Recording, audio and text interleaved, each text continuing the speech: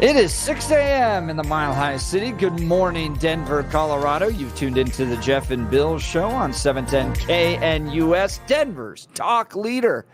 I'm your co-host, Jeff Hunt, along with Bill Thorpe, bringing you the freshest insights and hottest takes from the right, left, and center. Congratulations, you won the lottery. You woke up in the greatest country in history, and we're gearing up for a whole nother morning of engaging discussions, critical analysis, but most importantly, your calls and texts, because this is where Denver's voice is heard loud and clear. Phone lines are open. Give us a call, 303-696-1971, 303-696-1971, or text us at the Dan Caplis Law text line, 720-819-5115, 720-819-5115. Let's dive into the issues that matter most to you right here, right now. Had a fantastic time, Bill, filling in for the great Pete Boyles. Oh, that's nice. Which was wild because my dad followed Peter Boyles. Yep. Before I was born. Yeah. I'm 42 years old. Yeah. And I'm filling in for Peter Boyles. Oh, yeah. But yeah, it's weird for me too when we work and stuff with Pete, when I started producing him, then working with him, and now being able to call him like an on-air colleague, which is really bizarre because I knew his daughter Shannon when I was in college. So I knew Shannon before I knew Pete. So this is like even before I was like of drinking age. I knew Shannon and Pete. And so it's really bizarre. Just keeps going, man. I know. But I will tell you this. I brought it up on the show on Saturday. Yeah. You and I kind of have a duet. You know, Yep. We go back and forth. I'll say the Jeff and Bill Show, and then you say Denver's talk leader. So for the last 8 or 9 months, we've had this little duet. And my duetting partner was not there. No, I was there somewhere else. So I fumbled around. I couldn't get the call lines right and all that. So. Isn't it weird? And the issue is that it's weird when you work as a duo and then you have to go solo. It is weird because there's so many different things that happen inside of it. And for people that are longtime Pete listeners, this is a pro wrestling analogy. There's a difference between being a single wrestler in pro wrestling and a tag team wrestler in pro wrestling. There's a different dynamic working with a partner when you get in the ring versus getting in the ring and working solo. And Pete works solo, and it's a whole different ball game of when you get in, you have the callers, you have the topic, you have the guest, and that's a one-on-one, real, individual solo pro wrestling. But you and I do it as a tag team, and there are times in which we've had to find times and space for each other where, okay, you get in the ring and you start working, you do a couple of moves, and then I'm standing over on the side and you see me, you tag me in, I go in, I do a couple of moves, and every once in a while we both get in the ring, we do the big giant splash, and everybody goes, ah, then and the phone lines light up, and then one of us pulls out, and it's this dynamic of tag team versus a solo wrestler. And you can see people, if you're a pro wrestling fan, that have that transition problem. They've done so well as a tag. Being a solo wrestler is more difficult because it's a different way of engaging. Yeah, it's hard. It's really hard. It was a lot of fun. I appreciated everybody calling in and texting. It was a great honor to fill in for Pete Boyles. It is. And Peter and I are going to swap, so he'll be in Friday with you, I believe, right? Actually, no.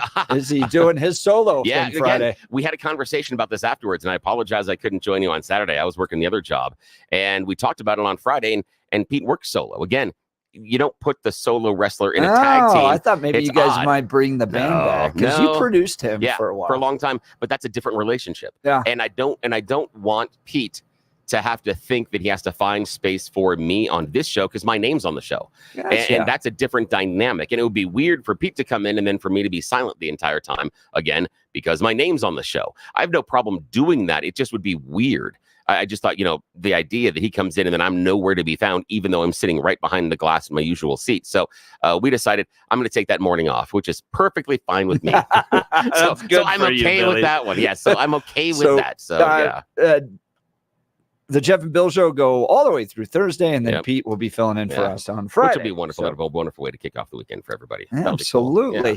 We've got a lot to cover today. I've got my ballot guide out, which has stirred the pot a little bit on a few issues. We'll be covering that. If you need help on the 14 statewide ballot initiatives, so many. That doesn't even include everything your little county and city is going to put on there. Yeah. This is just statewide. There's 14 of them. I got a ballot guide for you that can help. If you go to jeffhunt.com, you'll see it at the very top there, ballot guide, and 14 thoughts of mine about the different ballot guides, ballot questions, so we could discuss those, debate those. I want to hear from you on that. JeffHunt.com is where the ballot guide resides. We'll give you an update on the election projection. Nate Silver's got some ideas out here. And then I woke up this morning to the New York Times. Trump shows signs of strength in Sunbelt battlegrounds, poll finds. I didn't think he was going to have any problems in Arizona and Georgia. I thought he would probably lock those up. I still think it all comes down to Pennsylvania. We'll discuss that a little bit later. And then Yazmin Navarro, candidate for State Board of Education in District 8, will be joining us in the 9 o'clock hour. So a lot to talk about. But Blake, Saturday night, CU Buffs. Holy cow. Holy cow. I mean, that was right up there with the Michigan game, with the Flutie game, the Hail Mary that was incredible. in the rain. Yeah, that was pretty impressive, no doubt. I mean, Baylor is down. I know CU fans are excited. That's great. Baylor's not the Baylor that they were, I don't know, a decade ago or whatever, but that's a huge win. And doing it in overtime, it's crazy. It's about as dramatic as it gets, right? Yeah, so no doubt. They're driving down, no time left. They got time for 2 plays, and it bounces off the chest on the first play of the guy who could have scored a touchdown. Right. So, 7 seconds left, throws it down, bounces off the chest, and you're just like, oh my goodness. Now we're down to 2 seconds. He goes out to the left, and then I thought he got hit before he even threw the ball, but for some reason he's able to get it out.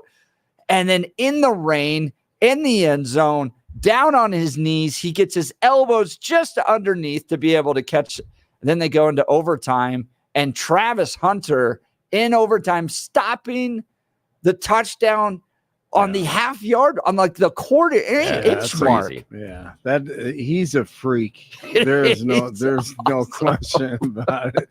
He's a freak. I think Mark Anderson was there. I was in East Texas, in the red dirt and woods of East Texas for UNC and Stephen F. Austin. I was reading about it and saw some of the highlights. And Mark Anderson sent me a photo. He was there. I could see him in the south end zone. So, yeah, it's great, man. Mark Anderson rushed the field?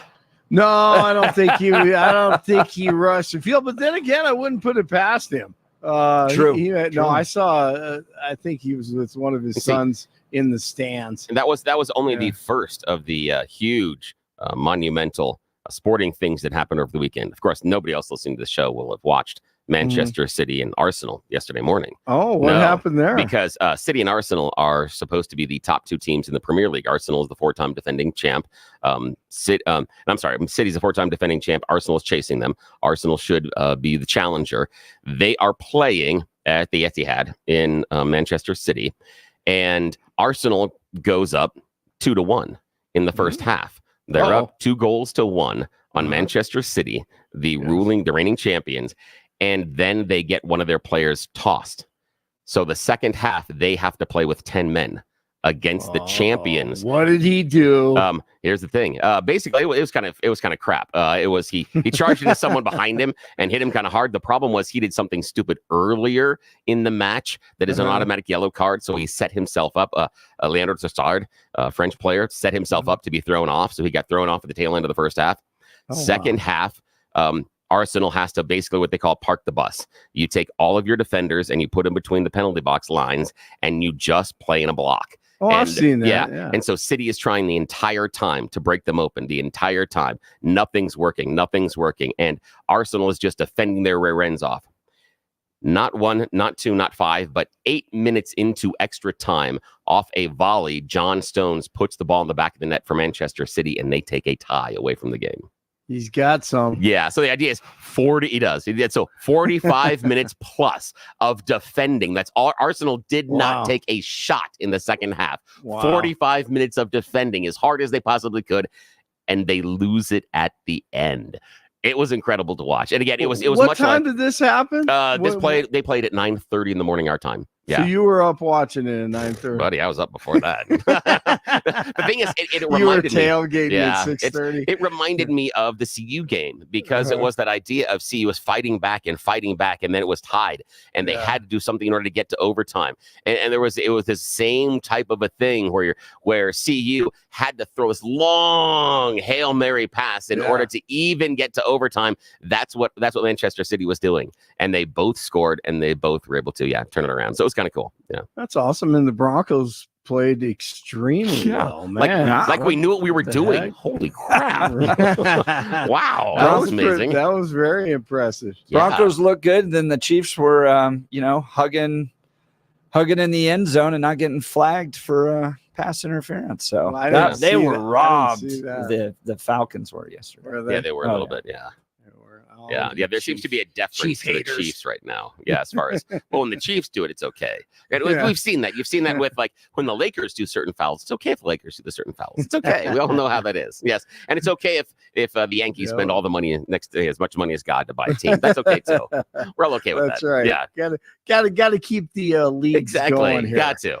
Had to keep the business running. Well, good talking to you both. And yes, it was an amazing game on Saturday, Jeff. No doubt about that in Boulder. 42 and clear in Denver, expecting a high of 81 today. The 7-10 5-day forecast coming up. Our top story, former President Trump says he doesn't think he would run for office again if he loses in November. Trump made the comment during an interview Sunday on the weekly news show Full Measure. He added, I think hopefully we're going to be successful. When asked about the possibility of appointing Tulsi Gabbard, Elon Musk, or Robert F. Kennedy Jr. to cabinet positions if he wins, Trump says that it's too early, but did not rule anything out. The Trump campaign with a great new ad out reminding voters that Kamala wants to use taxpayer money to pay for prisoners' sex changes. Here's part of it. And illegal aliens. Every transgender inmate would have access. Kamala's for they, them. President Trump is for you. I'm Donald J. Trump, and I approve this message. Oh, that's a good one. For they, them, and Trump is for you. I like that one. Kamala Khan over the weekend. Brother, we are not going back. We are not going back.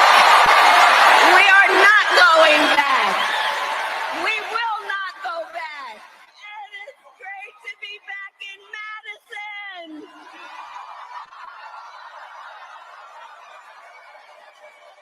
Not going back, but you went back to Madison. Kash Patel hitting the sweet spot on the campaign trail again for Trump over the weekend. Just think about it. In the 21st century of the United States of America, did you think a political party would illegally spend campaign dollars to hire a foreign intelligence asset from overseas and funnel fake, false information into the Federal Bureau of Investigation, only to have them go to a secret surveillance court, lie to a federal judge, just so that they could illegally surveil their political opponent? And as the president says, they're coming after you. He's just standing in the way. Well, I'm here to tell you it's time for us to stand with him and behind Donald J. Trump.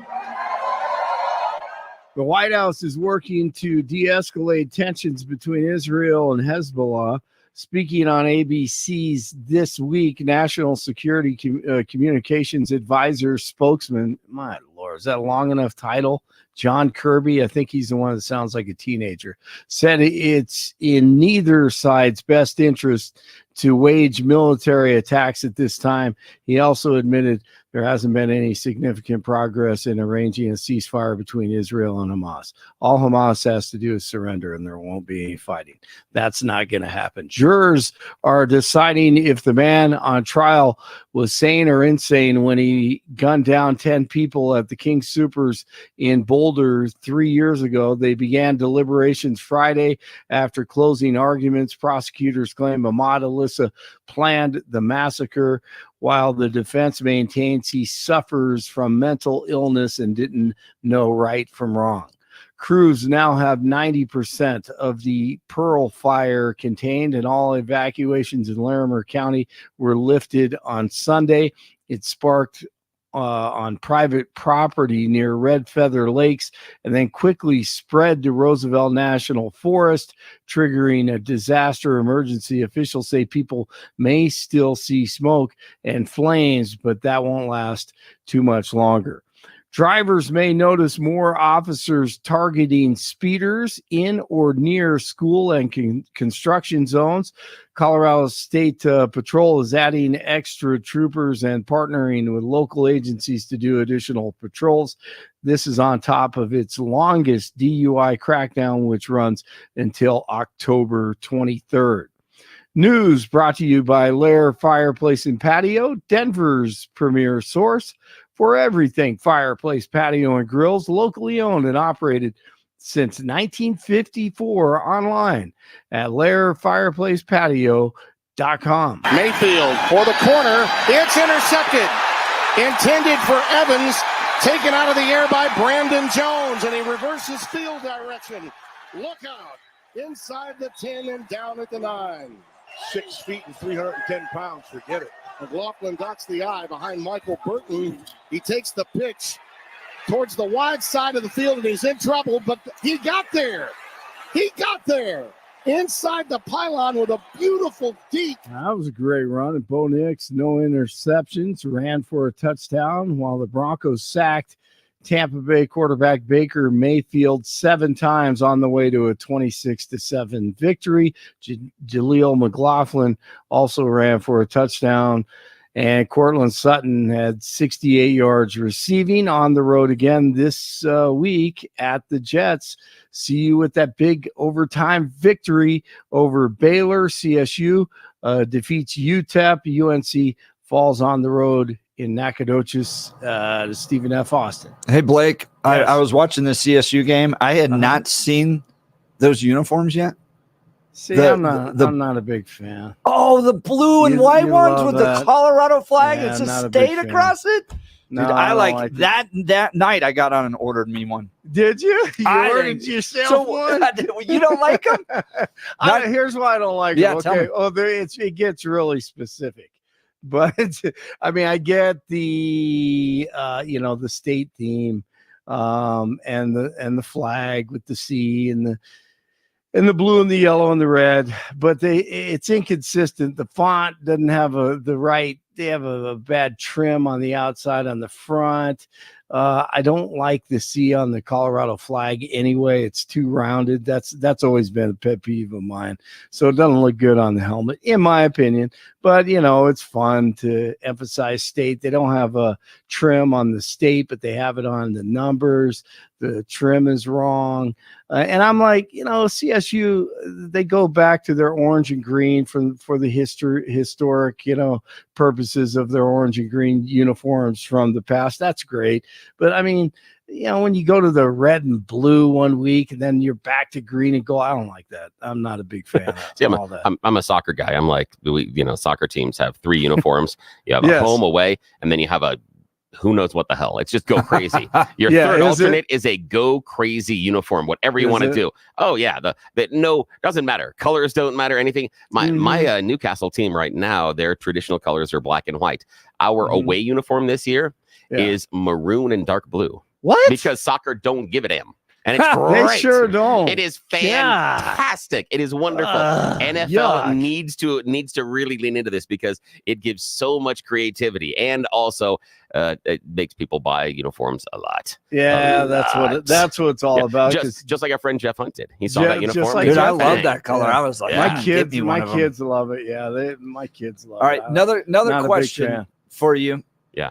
On Saturday, part of the challenge was for the CU Buffs is that, well, the audience decided that the game was done before the refs decided that the game was done. Yeah. So when Travis Hunter makes the stop, everybody rushes out on the field. Well, they still have to review and make sure the ball didn't get across the plane there and become a touchdown. So have you ever in your college days ever ran onto the field following a game?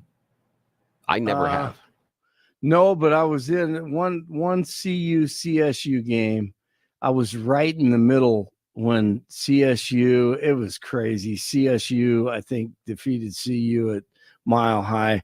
and they brought out the spray and the whatever it was, mace, or whatever they sprayed. Yeah, Really? They mace the students? Oh yeah, I mean it was nuts, man. Yeah, So you're a it mile was- high. That's different. Yeah, yeah, that's a whole Whoa. different ball game. Yeah, so the police are out there. This is probably 23 years ago, maybe Yeah. 25 years ago, and it got ugly, man, between the both CU and CSU students, and it was out So of it control. wasn't They rushing the maced field to them. Yeah. celebrate. It was rushing the field to brawl, huh? Right. In Well, part, yes. kind of, yeah, for the most part. But they were celebrating. Yeah, exactly. Yeah. But they've learned a lot since then. I've been in numerous, a couple in Texas, right in the middle of them. Did you ever get intimidated? Games.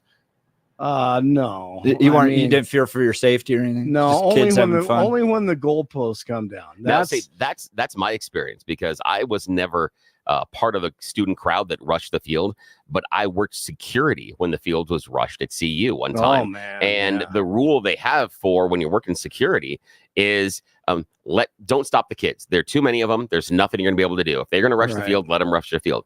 Yeah. Your next role, the thing you have to do is make sure if they tear down those goalposts, it doesn't fall on anybody. That's what they Yes. said you do. You Yeah. watch the goalposts and you split up and you get into two different groups and you go How either do you side. tear them down? Do they just bend? Yeah, Well, you they can- make them yeah. different now. They used to literally tear them down. I mean, Yeah, I used get to do- enough weight on them and get Yeah. about 100 people on the crossbar, and then And you're just come bending it, down. bending the middle forward. But now they're done Yeah. differently. But that was the issue, is because nobody who is on, the 30 or something is looking for something coming down from that, above, smacking Absolutely. there on the head. So that's right. what your role was. Your role was you got to Mhm. watch, and if those things start coming down, you start pushing people away and say, get away, get Yeah. away. That was it. They said, don't fight anybody, don't push anybody, don't stop it. No. You make sure that if those goalposts come down, nobody gets hit. That was your Yeah. role then. Yeah. No doubt. What- I stay away from those. Wasn't there one recently where the goalpost came down? They found it in a river. Yeah, the they went and next threw it in day? the river. Yeah, that Oh, was yeah. 2 years ago. Yeah. They went and they threw it in That's the the river. tradition. Yes. That I mean, you'll see. You go to campuses across the country, and you'll see photos of student bodies carrying the student body, not student bodies, Bodies, but, yeah. but the student body carrying the goalposts, across campus or downtown or wherever their campus is located, or the bar or the Yeah. restaurant that they go to, and they, I've probably seen 30 or 40 photos like that in press boxes. And then over some the years, facilities manager gets a call Sunday morning. Yeah. Go out there and find it Yeah, somewhere. right. And you Yeah, have to It's replace an it. Easter egg for Yeah. you. Got to replace it, Some- and that's the problem. Yeah. yeah, no kidding. They have to go put all Yeah. that stuff And oddly, you back. can't get those on eBay. There's nothing.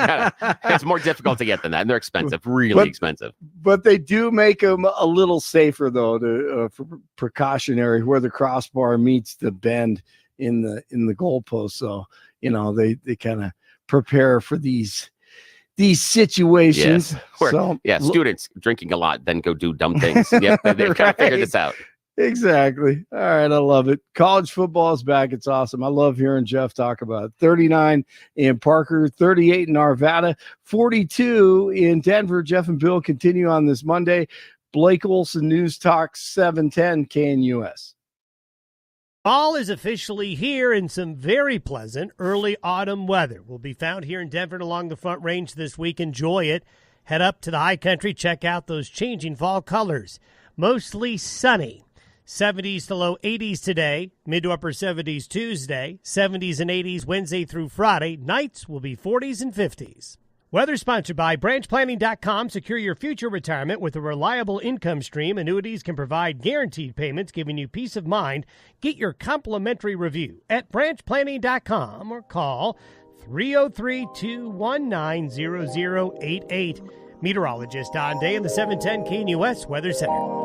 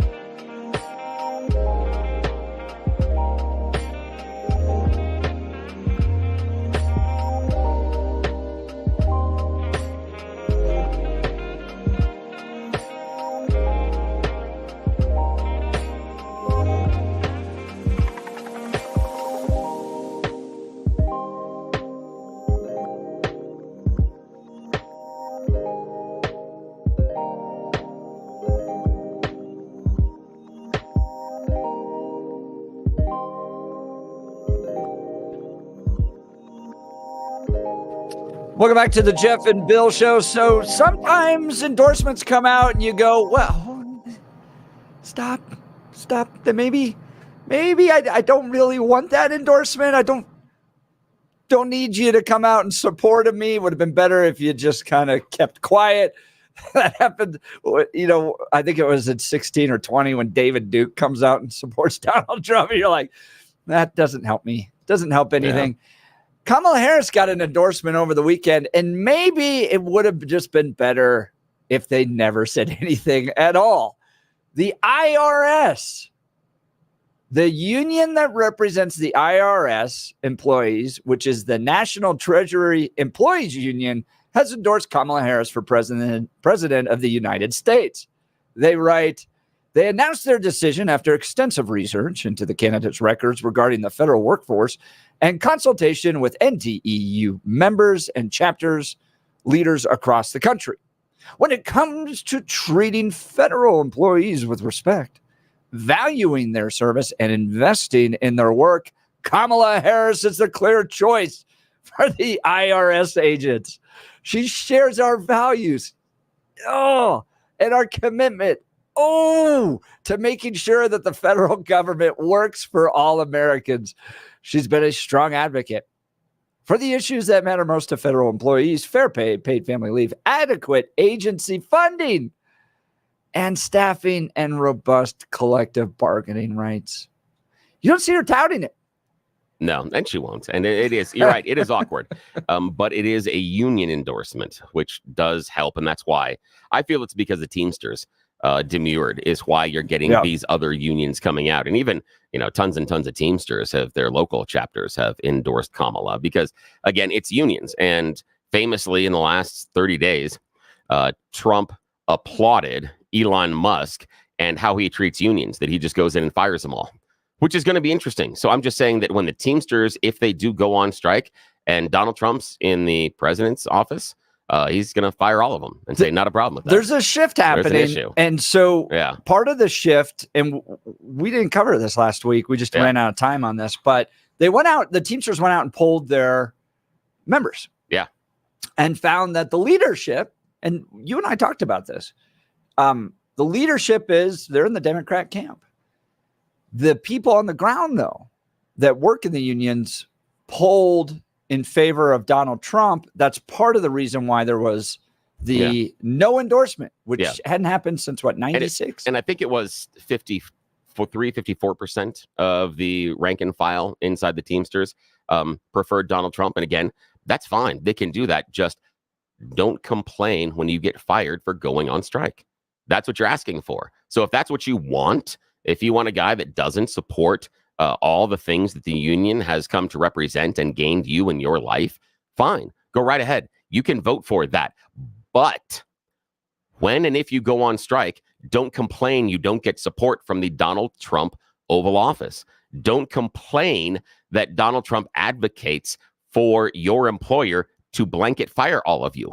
And if a lot of you do lose your jobs, don't complain about it because that's what he wants to do. You can support whoever you want, but understand what you're supporting. A guy who doesn't think you should have the union protections that you want. That's fine. Go right ahead. It seems like it's interesting. So there's a lot of complicated factors here. One, let's talk about how Republicans in 2 election cycles have gone from Mitt Romney being the head of the ticket, which there's no union in the world that liked where that guy was, right? Bain Capital, and he was so far removed from the union guys.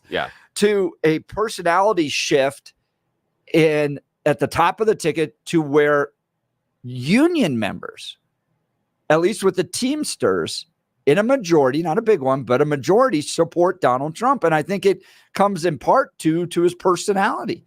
So Kamala Harris goes to the picket lines, stood out there. Donald Trump's never going to stand up at the picket lines. No, never but will. They identify more with him than they do with somebody that's willing to stand at the picket lines with them. That's fascinating. Yeah, it is fascinating. It is strange to see people in these large of numbers vote against their self-interest.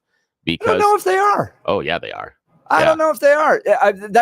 I think you're only looking at it in one particular angle.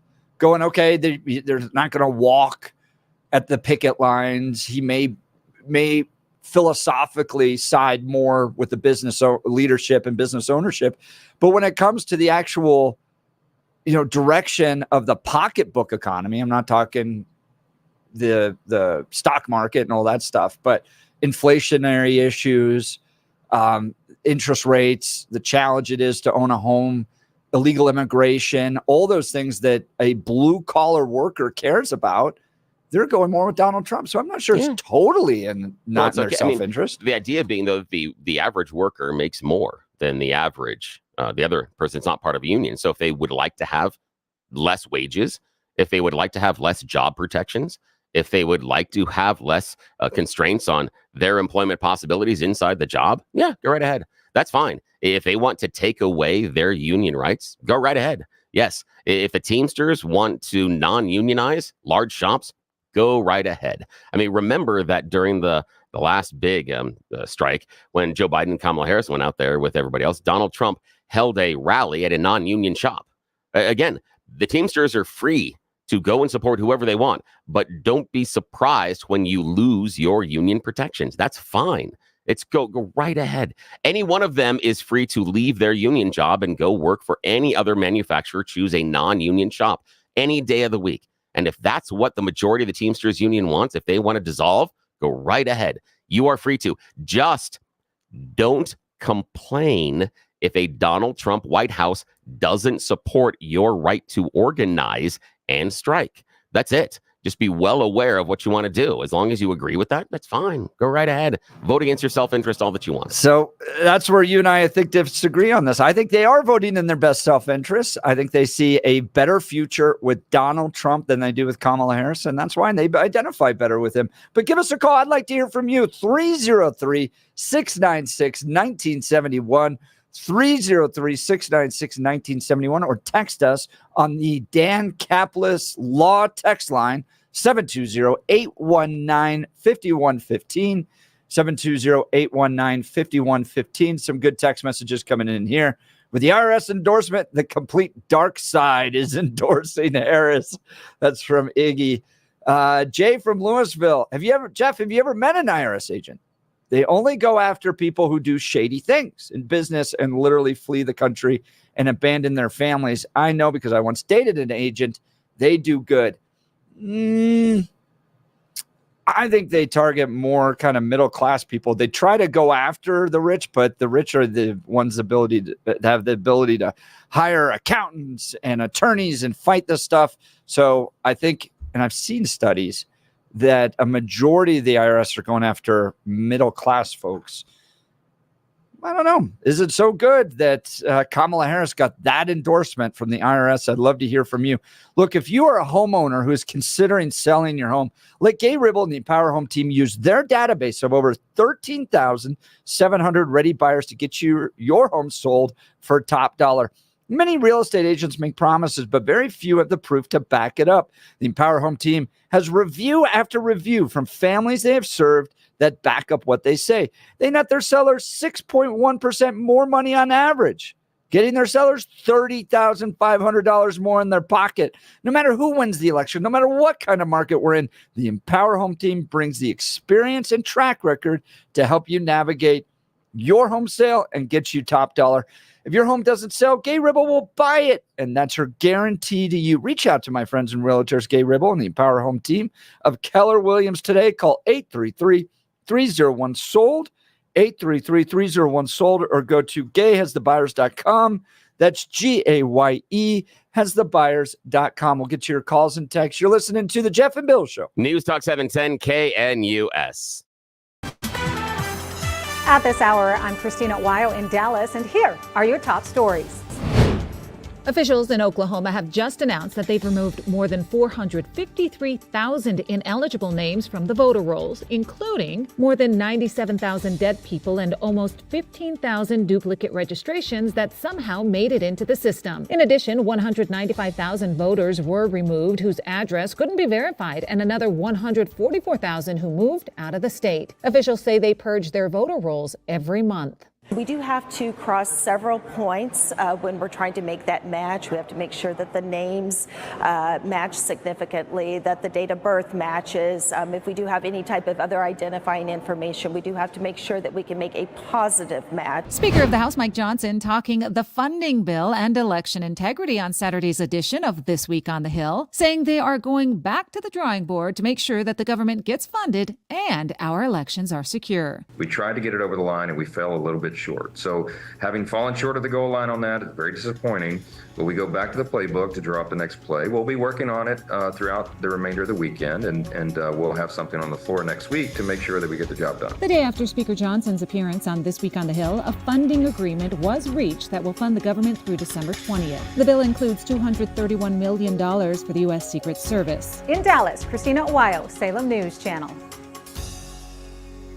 What if this sound actually made you smile, giving you a chance to win gas and groceries for a year? It's the $13,000 gas and grocery giveaway. The grand prize winner gets $10,000 in gas and grocery gift cards. 2 first prize winners get $1,000 in gift cards. And 2 second prize winners get $500 in gift cards. Presented by Branch Planning. Secure your future retirement with a reliable income stream. Get your complimentary review at branchplanning.com or call 303-219-0088. The $13,000 gas and groceries giveaway. Enter today at 710knus.com. What if this...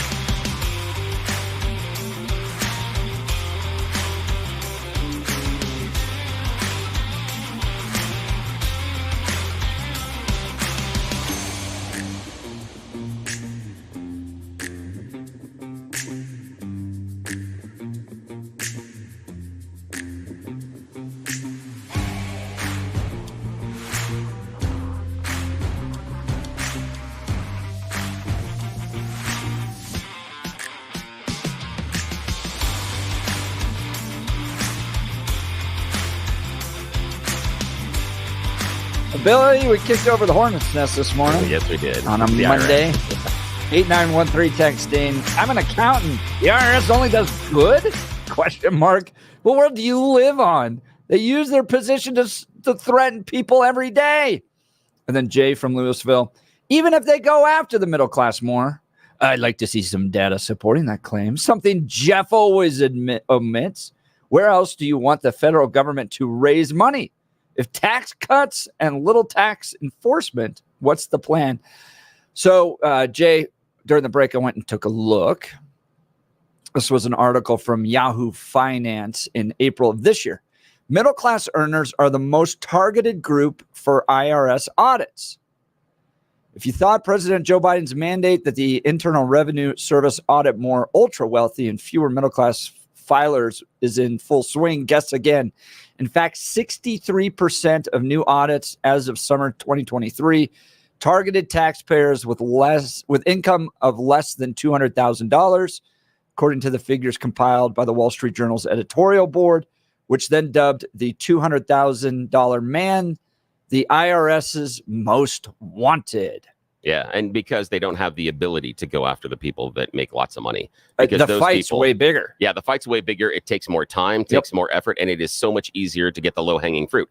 For someone that is in the middle class realm in our country, it is really easy for the IRS to come at you and you don't have the means to fight back. If they go after the multimillionaire or billionaire, they have much more means. The fight is much longer and it takes more effort and more time and more energy. And so the IRS is looking at return on investment. It is easier right now for them to go after the middle class, which is oddly part of the argument for more agents. Because you have more agents, you can do more work, you can audit more people, and that would be the people on the higher end. Because if you can do the work to get the higher end fish, what you can get back is phenomenally larger than what you would do on the small end. But it takes, again, time, effort, and money. And right now, the IRS doesn't have that. So they take the low-hanging fruit, which is, Jeff, myself, and our listeners. That's why you're going to get audited. Yeah. But they do have a favorite candidate out there, the IRS Union, over the weekend, saying Kamala Harris is our gal.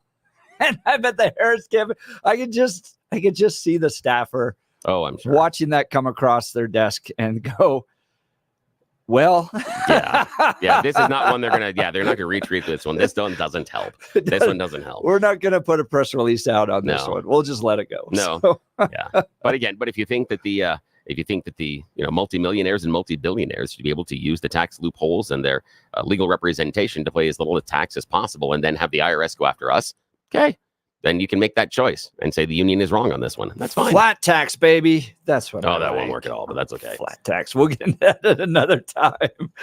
Bill, why don't you tell us a little bit about Balance WellSpace? Yeah, I've been working with this amazing new team of doctors, Balance WellSpace. The difference is integrative medicine. What does that mean? It means you got a whole bunch of different treatments that are available for you under one roof. I'm talking about going and seeing Balance WellSpace at their new offices in Lowry, right across from Hangar 2. And they do chiropractic care, neuropathic care, physical rehabilitation, wave therapy, regenerative care, trigger point injections, and so much more, including some amazing cutting-edge, non-invasive treatments that seem like they come more out of Star Trek or Star Wars. And the cool part is, it's all in one office. You contact the team at Balance WellSpace. You sit down with Dr. Julie, Dr. Jess, the team, and they ask you what hurts. You talk to them about the things that you're not doing in your life and where it hurts and how long it's been doing that. They then poke, prob, they take the pictures, and they put together a custom pain plan that is targeted on you. Not just making you feel better, but getting you to do the things you're not doing right now that you want to. That's important. This isn't just about making the pain go away. This is about getting you living the life that you want to live. But you can't do this until you talk to them at Balance WellSpace. After they do the custom pain treatment plan, they go to work. And in that one office visit, you can get all the care you need, a little bit of chiropractic care, maybe some neuropathic care, physical rehabilitation. They'll help you with the regenerative care, wave therapy. The wave therapy has been helping me destroy built up scar tissue that's in my broken right shoulder. Right now, as I'm sitting here talking to you, I am regenerating the lower discs in my back along with the meniscus in my left knee, thanks to some stem cells they shot into me. And I'm going back in a couple of days and going to get another round of them. The change is is remarkable. I'm doing things I never thought were possible. I am moving around as if I am 10 to 15 years younger, and that is ridiculous. My left knee that used to be my wonky knee is now my strong knee. That's the knee that I am trusting. Used to have a pain in my right hip because of what was going on in my lower back. That's gone as well.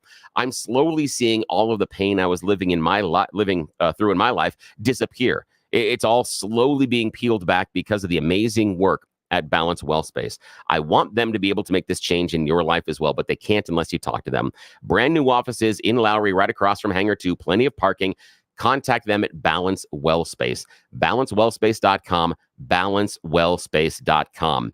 Go in, see them for a custom pain treatment plan, and then let them make a difference in your life. I want you to experience the difference that they are making in my life. But you can't do that until you talk to them. BalanceWellSpace.com, BalanceWellSpace.com, and tell them you heard about them here on Jeff and Bill. Great to hear you're getting that care, Billy. When we come back, you choose the news. You're listening to the Jeff and Bill Show. News Talk 710 KNUS.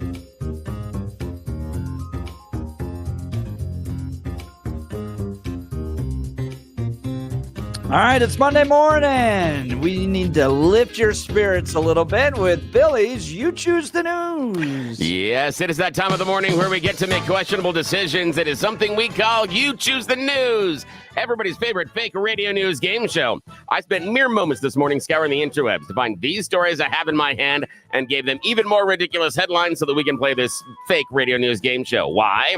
Because nobody in charge is awake at this hour. And this is basically what happens when we are left unsupervised. So it is a secret. Shh, do not tell anybody. We have some very important people in the city this week. They can't find out about this, okay? So we're kind of trusty on this one already. Okay, Jeff Hunt, Blake Olson. Here are our choices this morning, gentlemen. Headline number 1, all part of the job. Headline number 2, discounted apology. Headline number 3, don't be a fool, no siree. And headline number 4, there's an app for that. Mr. Hunt. It's all part of the job, baby. It is all part of the job. Here we are traveling to lovely old England and specifically meeting their Prime Minister, Keir Starmer. He says that it is really just all part of the job. What? Him having to go to football matches and having to go get tickets to concerts like Coldplay. He got I'm a man of the people. He got gifted $4,000 hospitality tickets to go see Taylor Swift. He got more than $700 worth of concert tickets to go see Coldplay. He got hundreds of dollars to go see professional sporting matches. In fact, so far, Keir Starmer has accepted almost 40 sets of free tickets. But his office says, ha ha ha, Porous, shut up. He goes, that's all part of the job. And he says, yes, it's not a perk of the job. It's part of the job. The prime minister has to accept free tickets. But why would the prime minister, a wealthy individual and the man running the government, actually have to pay for them? That would be silly. We can't have the guy in charge who has more money than most of you pay for the stuff that he gets to go to. They have to be gifts. It's part of the job, people. Shut up, you pores. I may have added the last part, but that's basically what the office said. The office defended it, saying, no, it's part of the job that he has to go to the free stuff that people give him to. I want that job. I'm just saying. The elites. Yes. They live a different life. And I love that. I love the filter is, no, I shouldn't pay for it. I should be gifted this because of my job. You should shower me with freebies because I am in charge. Yeah. Tell me that guy doesn't want to be king. All righty. Okay. Blake Olson in the newsroom. Discounted apology. Don't be a fool. No siree. Or there's an app for that.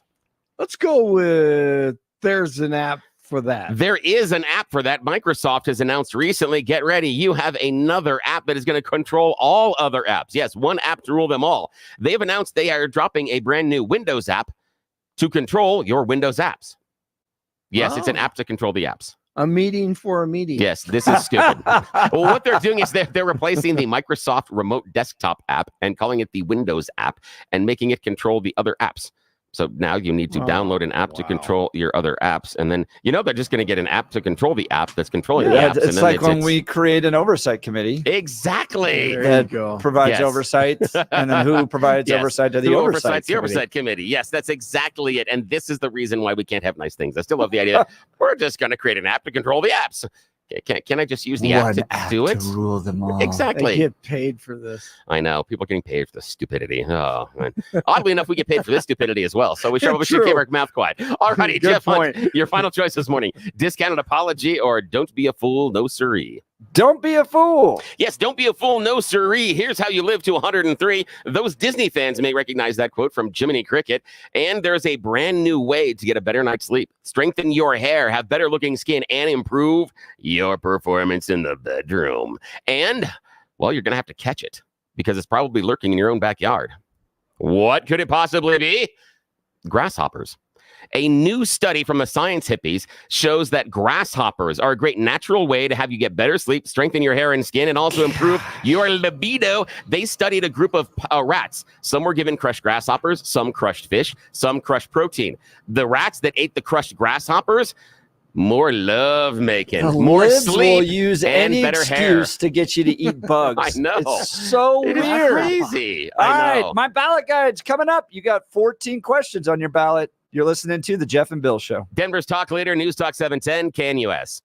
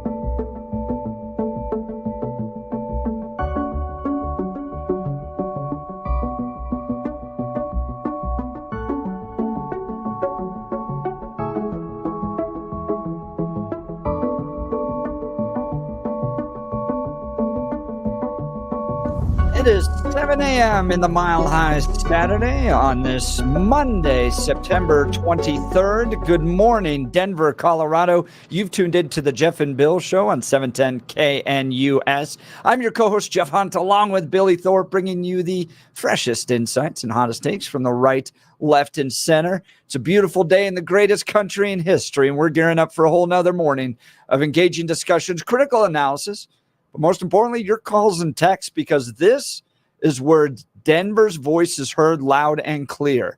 We are Denver's talk leader. All those other stations out there, they're going to give you a monologue. We want you to be a part of the conversation, probably no more than in this next segment.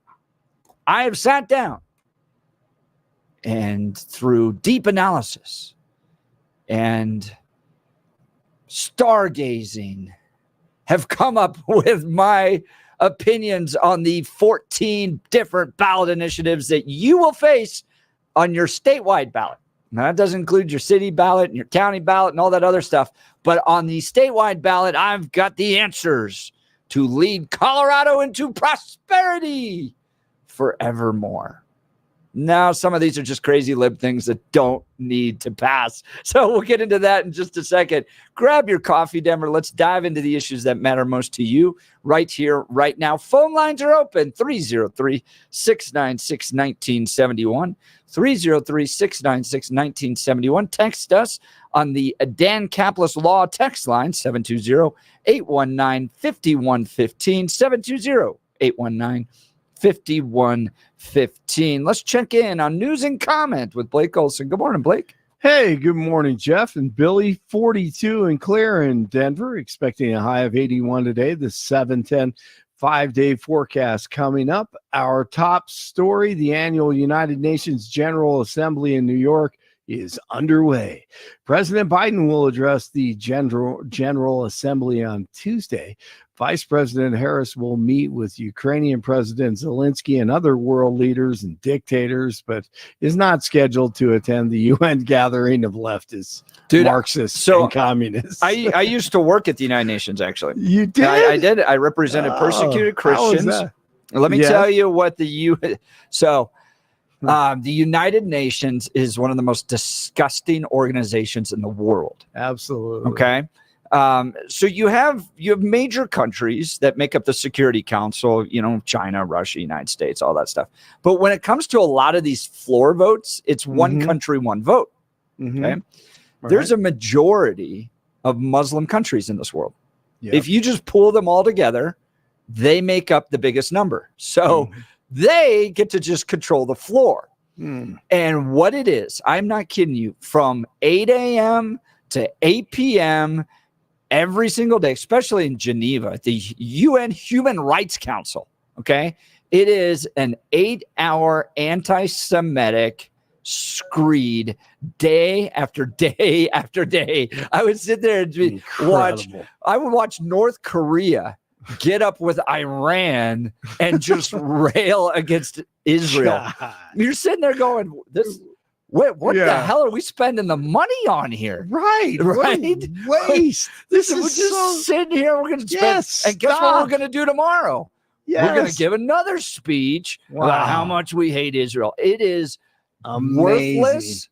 Yep. I think it was John Bolton one time who said you could carve off 8 floors at the United Nations building and still it wouldn't do anything different than what it's doing now. It's just a massive waste of money and time. It is. They've got to get rid of this. It's stupid. And it's dangerous too. That's exactly right. Yeah, there's no doubt. And the perception is, the United Nations. Such important work. It goes back to the, people around the world, they're just laughing at us. They think, they're communists laughing at us. They're laughing that and we're the ones who put the most money into it. They're laughing because the United States puts the most money into the United Nations, and it sits around and spends 8 hours a day on these anti-Semitic screeds. So how can we abolish all this? How would that elect work? Donald Trump, man? I mean, he could do it, right?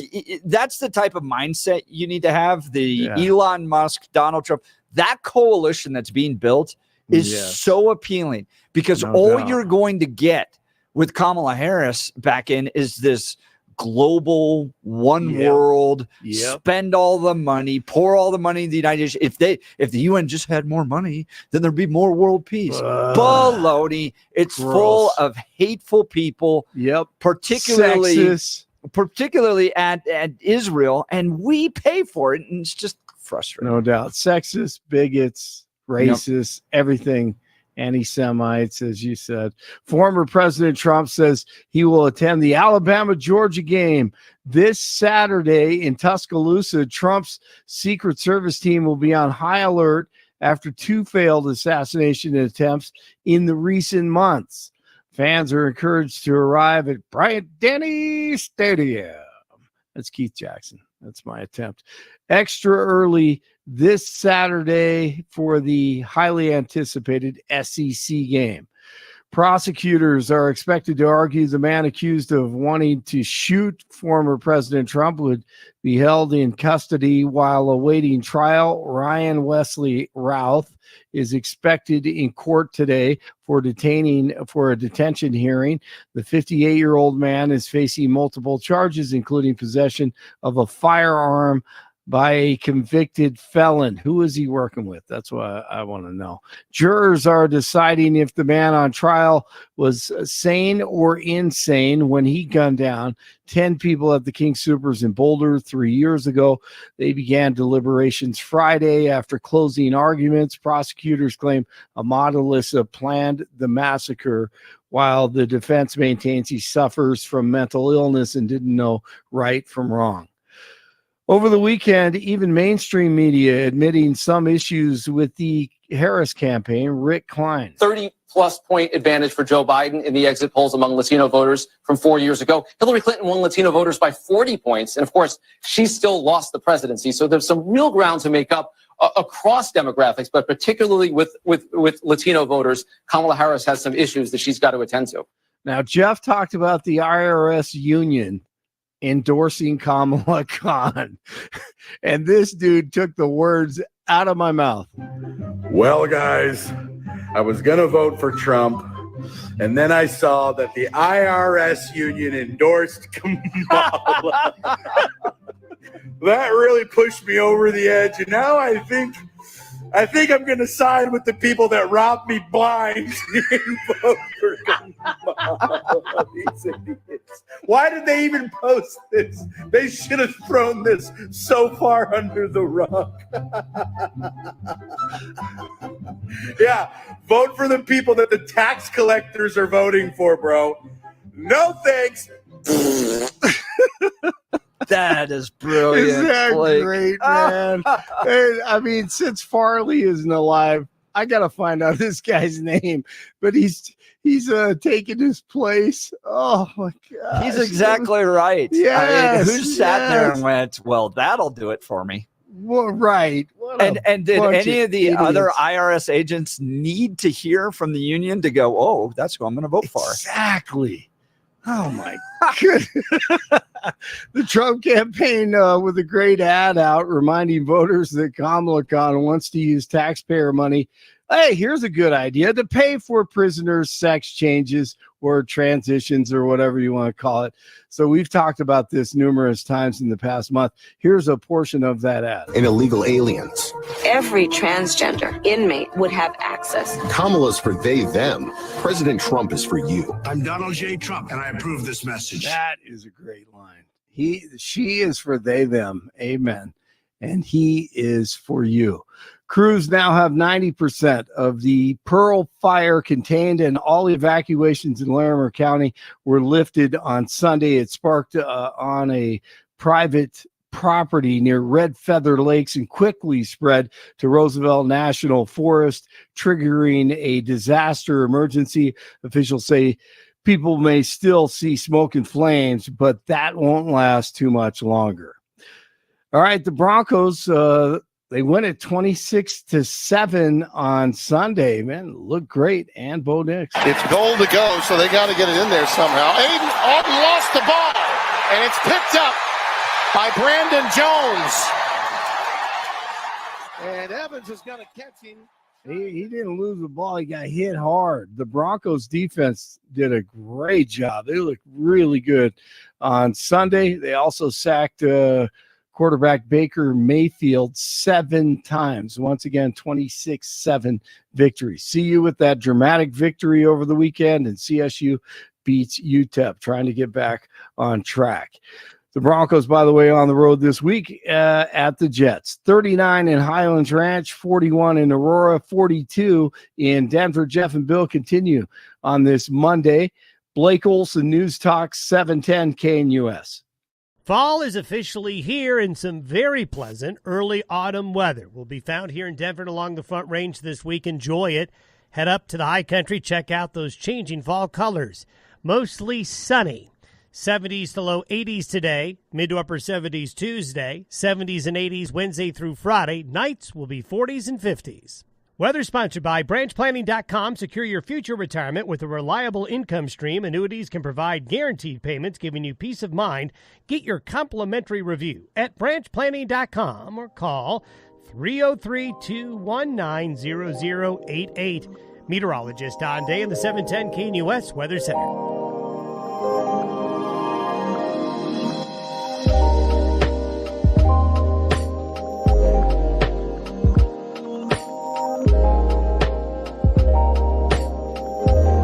All right.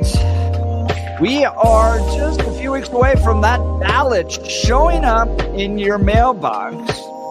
Pulling it out and sending it in. You're going to mail it in early, which makes all the lives of the campaigns easier than having to send you ads. Please vote, turn in your ballot. If you're going to vote day of, well, do that in person. Want to help you think through the 14 statewide ballot questions you are going to face. Okay, so you're going to face questions from your city, your county. You're going to have the candidates. And I didn't put together a guide on the candidates because, well, I'm a Republican. I'm a rock rib Republican. That's where I'm going. Billy is an independent. He may bounce back and forth. I'm all over the place. Is that what your ballot is? Is it just kind of all over? You're just all the time. Yeah, all the time. I am chaos. Yeah, I'll go one way, and there may be someone that I would support in one election, and then the following election I will not support. They're gone. Yeah, not a problem. Yeah. So I did this for the Centennial Institute for many years, and want to continue that to put out some guidance from my perspective. This isn't the perspective of my employer. I'm not affiliated or paid by any of these campaigns.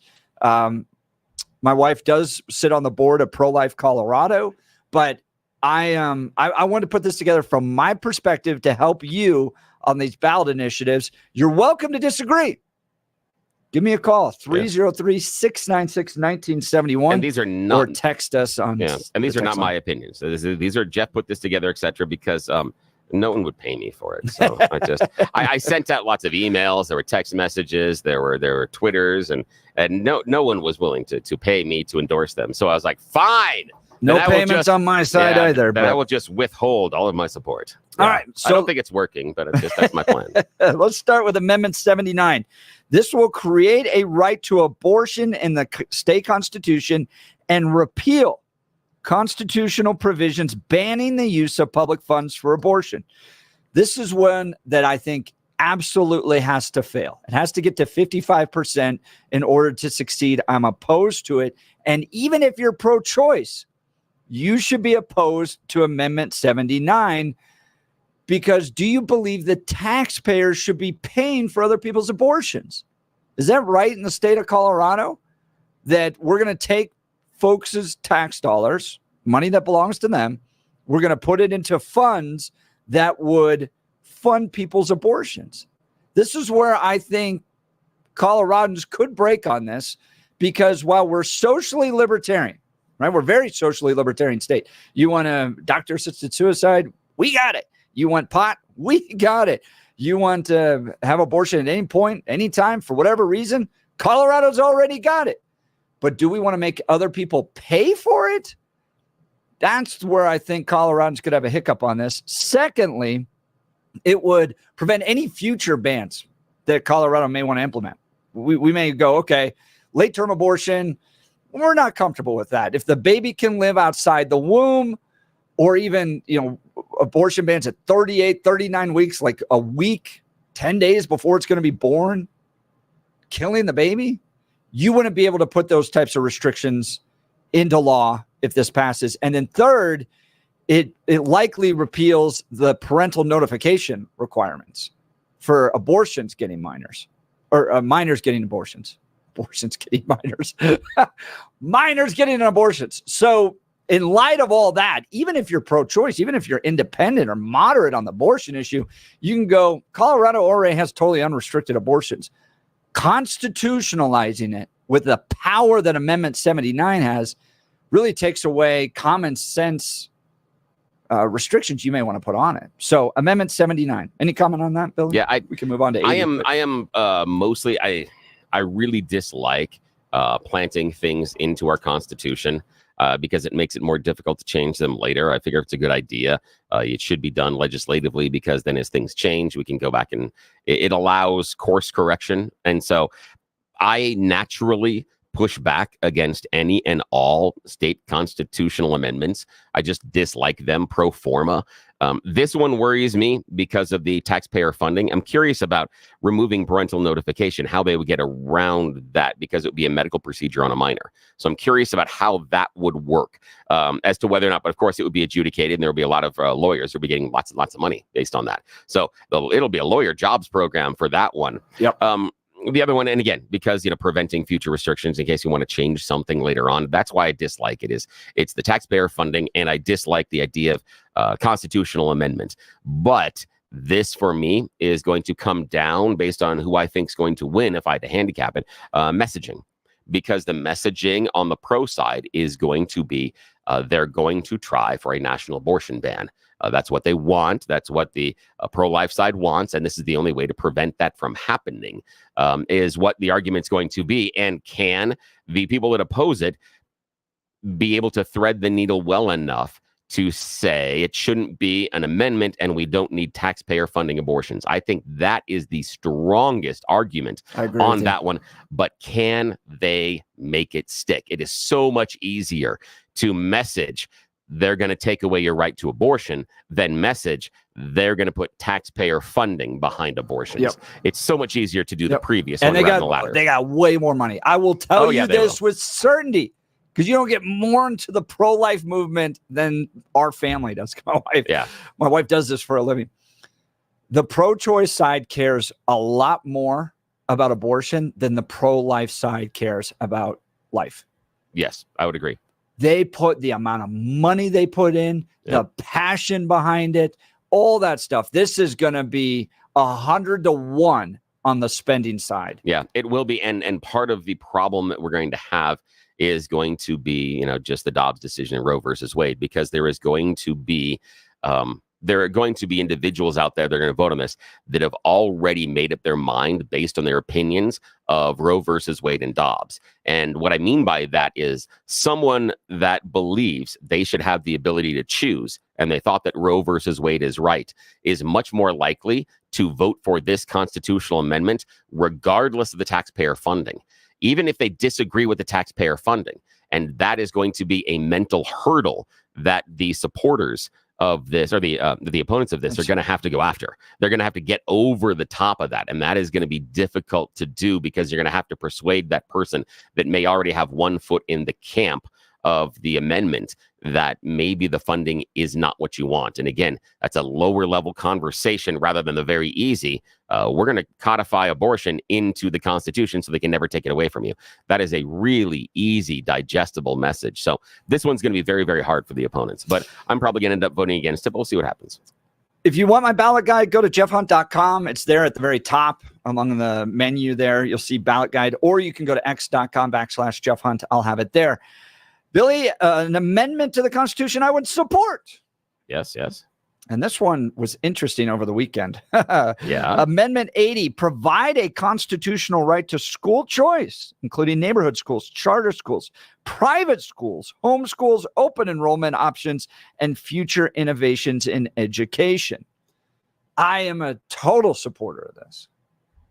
Yeah, the problem for me is that I need to be convinced that we already don't have this. This That's would be the one. to... So part of the proponents are going, yes, we have school choice in Colorado. Yep. We do. In fact, Colorado was one of the earlier ones to do this, which is why we're actually doing better in our education than some other places. But there are those that don't really like it anymore. This school choice used to be a really bipartisan issue. I know this because I was the coalitions manager for the Colorado Coalition of Cyber School Families.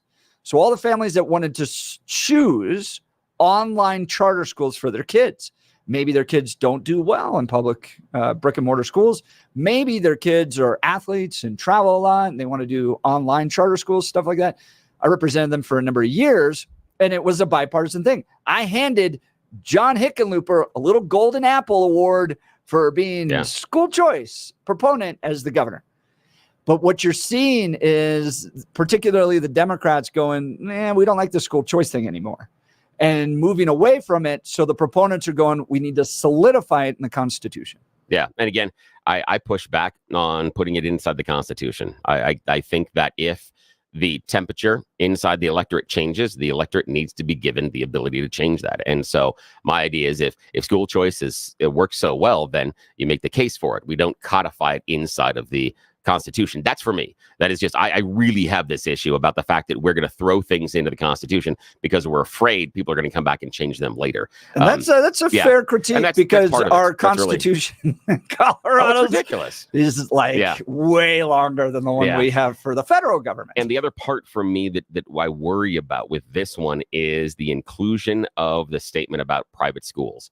That worries me, because if it is codified that school choice inside our Constitution means private schools, does that also then mean funding? And you can't deny them funding. So just like we talk about in the abortion side of it, that opens up taxpayer funding for abortions. For me, this opens up, in my mind, the possibility. I'm not saying it does for sure, because I'm not a lawyer, nor do I play one on the radio, but it opens up my mind for the possibility of taxpayer funding of private schools. And that's something I disagree with, even though the fact that I'm a product of private school. And I'm a voucher guy. So for me, that's the direction we got to go. So I want this constitutionalized. I think that's where you get the school choice that's going to be necessary for this country to succeed. And I'm also the guy that's saying we need to buy a big billboard and put it on I-25 that says, for the love of God, get your kids out of government-run schools. So you can tell, where I stand on this. Give them all the choice and give them the money to choose. All right. Amendment G expands the property tax exemption for veterans. Wait, I got a question here. Yes. And maybe you can talk about it for the listeners. That I think I know why, but I'm not 110% sure. Why some of these are numbered and some of the amendments are lettered. The reason behind that is, I believe it's because the numbers are initiatives from the peoples, and the letters are people that come from the legislature. I believe. I think that's correct. I think that's it. But people, again, the listeners are smarter than me. So please, if you know the difference, text us. We'll know. The next three are actually coming from the state legislature. I think that's the reason. So on the ballot. So if you're looking at it, you kind of know how things came at you. But of course, they don't put that on the ballot and tell us, because that would be too much. Okay, sorry. I digress. Go ahead. Amendment G expands the property tax exemption for veterans with a disability to veterans with individual unemployment status. So the way it currently works in Colorado is if you're a veteran with severe disabilities, what you want to do is add a property tax exemption, that category, to unemployed vets. And to me, this is like anytime we're not paying the government more money, I'm happy. Yeah, this is one that I'm of two minds on it. There's part of me that I like the idea, but the idea of they get a tax break just because they're unemployed is harder for me to get my mind around, because it's the idea of just being unemployed. But I understand what the veterans are going through, and what I believe is that whatever the reason that unemployed vet is going through those problems, they're not employed at this time, I can't imagine that taxing them more is going to help. So if we are going to lower their tax burden for a wide variety of reasons, if that helps them get to a better place in their life and helps them become employed, or at least just saves their home so they don't become a homeless veteran. So they don't, if this is part of what keeps them in their home and keeps them part of our society because they have done something that I never could. They raised their hand and they gave their mind, body, and soul to our country. I'm not built that way. So if that's what they did, and then what we're going to do is give them a break on the property tax because they're unemployed at the time, okay, I can get on board. I can get on board with that. How about if you serve our country in any capacity, you never pay property tax again? Ooh, that's super attractive. I love that idea. That's really attractive. What I would do, though, is I would also means test it. I would have, once you get to a certain income level, that then goes away. So I think it would be wonderful. You become a trillionaire. Yeah, for whatever reason. Yeah, exactly. If you do that, then there's no reason to have those people not pay property tax. But if you're on the lower end, I really like that idea, my friend. But what is the benefit then if you're going to have people serving in the military that are trillionaires? Which, now you get the military benefits from having some of those. About that. I'm not so certain that if you're a trillionaire, lining up in a uniform and doing what other people tell you is going to go over real well. I just don't think that's going to be the one. I can't imagine Elon going, "Sir, yes, sir, I will happily clean the latrine." I can't imagine that's ever going to come out of his mouth. I'm just saying. All right. We are through 3 of the 14. We'll continue with this. I want to tell you first, though, about my friend Dan Kaplis and Dan Kaplis Law. I think of the world of Dan Kaplis. I've known him for well over a decade, knew him back when I got back to Colorado, started working in politics. This guy is the real deal. This matters because who you hire to represent you in an injury case says a lot about you to everyone involved in the case. If you hire one of those guys you flip through the phone book or you saw his picture go by on a bus, you're not necessarily getting somebody that shares your values. Dan Kaplis is the son of a police officer. He's a former seminarian who's dedicated the last 40 years of his life to helping people who are hurt in serious motor vehicle crashes. But more than that, he's a real winner in the courtroom. Dan is believed to be the only lawyer in Colorado history to win 5 straight multi-million-dollar verdicts in Colorado crash cases. Dan is also believed to have won the largest truck crash verdict in Colorado history. Dan Kaplis Law is so trusted that they are the official law firm partner of the Denver Nuggets and the Colorado Avalanche. Dan Kaplis Law is a serious firm for serious cases. And you're probably going, this guy's just reserved for the rich and wealthy. Not true. Dan accepts righteous injury cases on a percentage fee basis so that he can represent good people from all walks of life without regard to ability to pay. If you need Dan's help, give him a call. Even if you're not in a car accident right now, put this phone number in your phone so the second something happens to you, you can get a hold of Dan Kaplis Law. 303-770-5551. 303-770-5551 or hit dankaplislaw.com. That's Dan, C-A-P-L-I-S law.com. We'll continue with our review of the 14 statewide ballot initiative questions you're facing this November. You're listening to The Jeff and Bill Show. Denver's talk leader, News Talk 710 KNUS. At this hour, I'm Christina Weil in Dallas, and here are your top stories.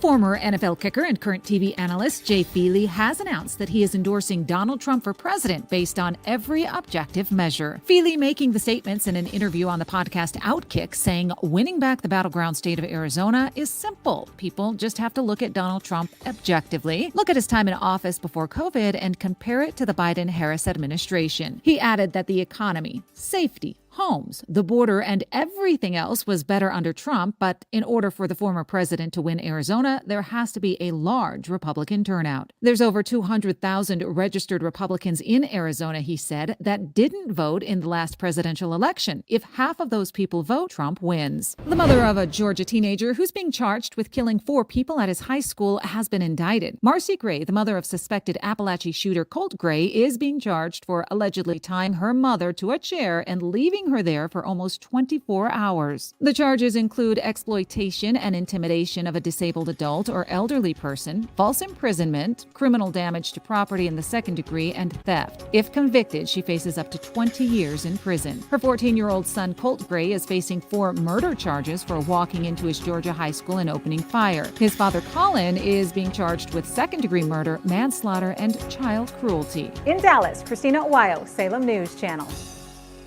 What if this sound actually made you smile, giving you a chance to win gas and groceries for a year? It's the $13,000 gas and grocery giveaway. The grand prize winner gets $10,000 in gas and grocery gift cards. 2 first prize winners get $1,000 in gift cards. And 2 second prize winners get $500 in gift cards. Presented by Branch Planning. Secure your future retirement with a reliable income stream. Get your complimentary review at branchplanning.com or call 303-219-0088. The $13,000 gas and groceries giveaway. Enter today at 710knus.com.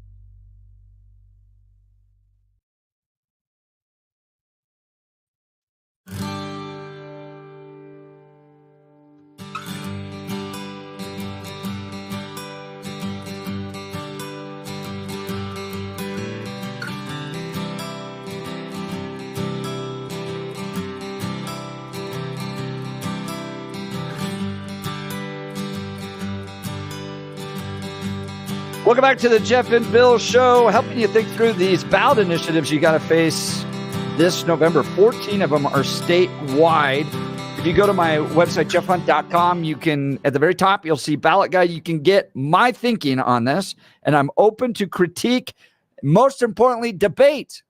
And over the weekend, a lot of debate over Amendment 80, and I said, you got to come on the show, and let's discuss this so that people are informed. I would love you to call in 303-696-1971 or text the show, 819-5115. That's the Dan Caplis Law text line, 720-819-5115. Amendment H creates an independent judicial discipline adjudicative board and creates rules for the judicial discipline process. This is one I hesitated on originally because I was like, we creating overseers to see the overseers, that type of thing. And then I read the Gazette editorial on it. The Gazette exposed a lot of corruption happening in our court systems, even at the highest level. Yeah. And so this is embraced by the Gazette in part because of their investigative reporting that just says these judges don't have enough oversight and transparency, and we got to jump into that. So I'm a supporter of Amendment H. Amendment I, remove the right to bail. Talk about H. Do you want to talk about H? No, I didn't. No. Oh, sorry. Be quiet. I'm hurt. I'm sad now. No, I'm kidding. What are your feelings on H there, Billy Boy?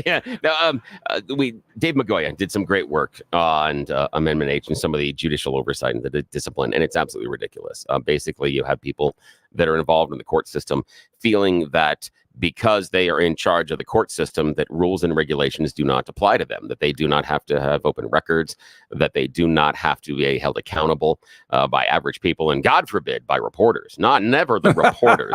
And what Dave Magoya did was classic journalism, continuing to ask the question and pulling back the curtain and looking at how members in the highest branches of our judiciary felt that it's okay because we're doing it. As long as we're doing it, it's okay. Yeah. Nobody else would be allowed to. So this one, you absolutely should support this one, because otherwise you're going to get people that are in a lot of black robes choosing that because we wear this black robe, it means the rules don't apply to us. We get to enforce them, but we don't get to follow them. So yeah, this changes that. Yeah, this is an important one for me. Great. Well, I'm glad you spoke up on that. Thanks. I was thinking it wasn't that big of a deal. This is a big deal for me. That one's a big one for you. This is a really big deal for me, because this is a huge example of those that are in positions of power, that are in positions that can change our lives on a day-to-day basis, having the feeling that they don't need to follow the rules the rest of us are following. It really, really annoys me is these are people that are tasked with enforcing the rules, saying we're not going to follow rules. That's crap. So yeah, I could see how that could really get you. Oh, it gets you so mad. It gets me so mad. Amendment I, remove the right to bail in cases of first-degree murder when the proof is evident or the presumption is great. So what happened when the Democrats got rid of the death penalty? The law in Colorado says you can only remove bail for capital offenses. Yeah. And so we're now stuck with some guy like the King Super Shooter going in and shooting up a grocery store or a school or something like that. And yeah, they may go, it's $10 million of bail, but they're still being offered bail. This one, but this where I hesitated, I wanted to make sure that this did maintain constitutional due process protections. Because that's where I get a little nervous, where I'm like, oh, you got a speeding ticket, but because I'm opposed to you in a political sense or whatever, we're now going to take away your bail. This one, I think, has the right type of protections, so I'm supportive of it. Yeah, I am too. I think that when you are in first-degree murder charges, I'm worried about, proof evident, presumption great. I understand that part of it, but I don't think that if you are under that suspicion and they're able to charge you, that you need to be wandering around all the time. There are certain times and certain crimes in which I don't believe that you need to still have basic interactions with the general public. And that would be one of them. Yes, that would be one of them. And I understand that there are going to be people out there that are going to be found not guilty or innocent of the charges, and they're going to have to spend extra time inside jail because of that. Is that fair? No, not at all. Am I okay with that? Yep. Yep. Absolutely. Yes, I am. I'm sorry. I'm going to defer on the idea that the risk is greater than the issue of letting someone out there that is innocent, eventually found innocent. I'm okay with it not being fair in this case, and I acknowledge that, and that's just fine. Yeah. The next one, Bill, I'm guessing we're going to revert back to debates that took place in 2008 and 9. Yeah. Oh, yeah. This will be fun. Amendment J, remove the provision of the state constitution that says only a union of one man and one woman shall be valid or recognized as a marriage in this state. And because I'm old school, and believe that there's a role for the state to define marriage because the state has an interest in healthy families and marriages. This is where I break from my libertarian friends who are like, this shouldn't even be a discussion among the state. No, the state has an interest in healthy families. It's the best vehicle for the production of future citizens. Is a healthy family with a mom and a dad pouring male and female traits into the child. What happens, from my perspective, Bill, is when we can't define things, laws end up being confusing and bad. I'll give you an example. When the left can't tell you what a woman is, you end up with dudes playing in women's sports. So if we're going to define marriage, it needs to be an accurate definition of marriage, and marriage as defined throughout history, with the exception of like the last 10, 15 years, is one man, one woman. Yeah. I'll give it to you, Bill. Yeah, for me, I dislike the fact that it's in the state constitution, just as a general rule, as we talked about before. But that's just kind of a large umbrella argument. For me, where I think that it does need to be removed out of the state constitution is not in direct disagreement of your platform in any way, shape, or form, Jeff. I can absolutely agree with you within reason. And what I mean by that is inside of our society, we have two forms of marriage. We have a religious form of marriage and we have a civil form of marriage. And I would never tell any religion how they have to hold a religious ceremony, who should be married, or anything in any way, shape, or form. The government should never talk to them. But inside of a civil relationship, our threshold for what we consider married is so low. It basically is a contractual relationship between two adults. The sex of those adults, to me, seems irrelevant. And that's why I say that it shouldn't be codified inside of our Constitution this way. Because, and the example I'll give is, we can say that two men shouldn't be recognized as a marriage. However, we can have a male or a female listener to our show right now wander on down to Civic Center Park, find someone of the opposite sex. Within 24 hours, apply for a civil marriage license. They then are considered married as long as they have a couple of shared assets. They don't have to live in the same house. They don't have to live in the same state. They never even have to make sure that marriage biblically is sealed. They don't ever have to sleep together. They can go out and sleep with whoever they want. In fact, the female can go out and sleep with a long list of all the females she wants to, and the male can go out and sleep with a long list of males that he wants to.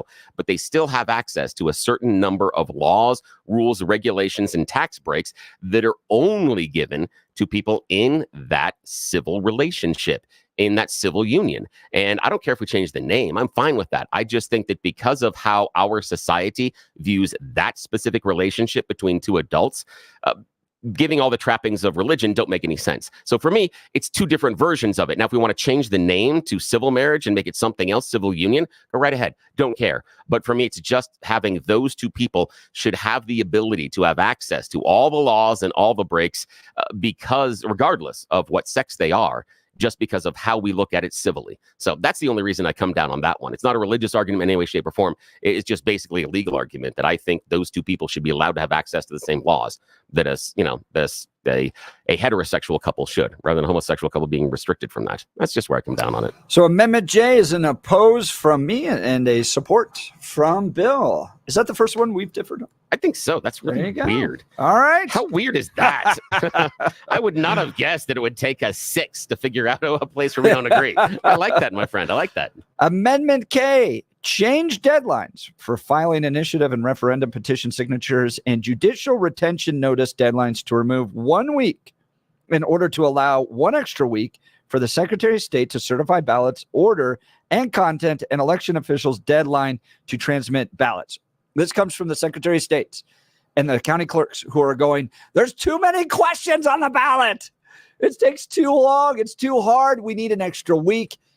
And I go, well, I really feel for you. Like that is hard. I think they have like 4 days to respond to this. And to Lisa Frizzell's credit, who introduced this, she and I had a great conversation back and forth. And I really appreciate Lisa taking the time to talk with me about it. Here's the only thing that gives me the opposition to it. Yeah. I don't like the fact we're taking away a week from the people to gather signatures in order to help the county clerks. It's the only reason. If we want to help the county clerks, okay, can we just move the whole thing a week earlier? Why is it necessary to cut out the citizens' ability to collect signatures, because I had a lot of good friends working on parental bill of rights, working on protecting girls from boys in sports, that didn't have enough time to get the signatures. And so I don't get the point of taking away weed from them. And this is the dark side of my personality that is going to come out here. Now, I am not in favor of this, but for a completely different reason than you are. I'm not in favor of this because welcome to the real world. I mean, I'm sorry, but inside of the regular real world, not the government world, but inside the regular real world, all the time, our listeners, I'm certain, have been in jobs in which the team is 9 people.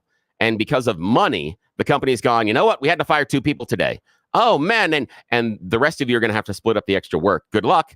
Oh, are we getting more raises for that? No, you're not getting any raises. Do we get extra time? No, not at all. Just do it.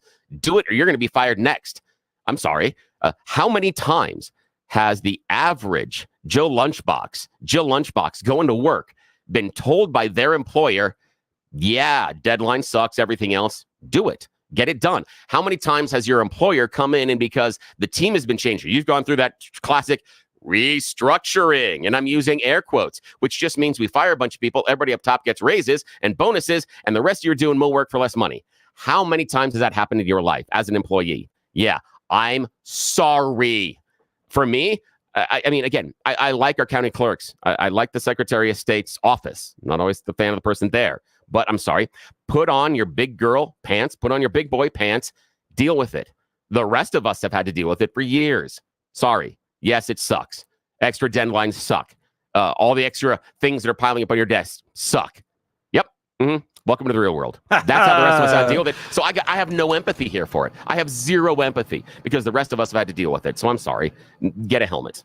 I'm sorry. I apologize. I got no empathy on this one. Billy being tough. Wow. All right. We'll continue this conversation, a review of the 14 different ballot initiatives you're going to face on your ballot this November. You're listening to the Jeff and Bill Show. News Talk 710 KNUS. What if this sound actually made you smile, giving you a chance to win gas and groceries for a year? It's the $13,000 gas and grocery giveaway. The grand prize winner gets $10,000 in gas and grocery gift cards. 2 first prize winners get $1,000 in gift cards. And 2 second prize winners get $500 in gift cards. Presented by Branch Planning. Secure your future retirement with a reliable income stream. Get your complimentary review at branchplanning.com or call 303-219-0088. The $13,000 gas and groceries giveaway. Enter today at 710knus.com.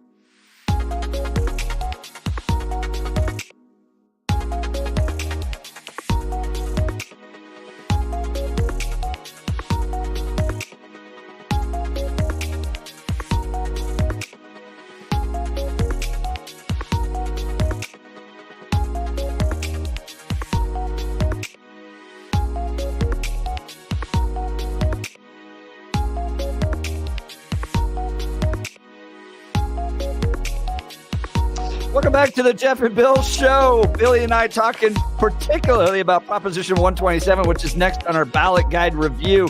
You can go to my website, jeffhunt.com, if you want to see the ballot guide. It's right there at the very top.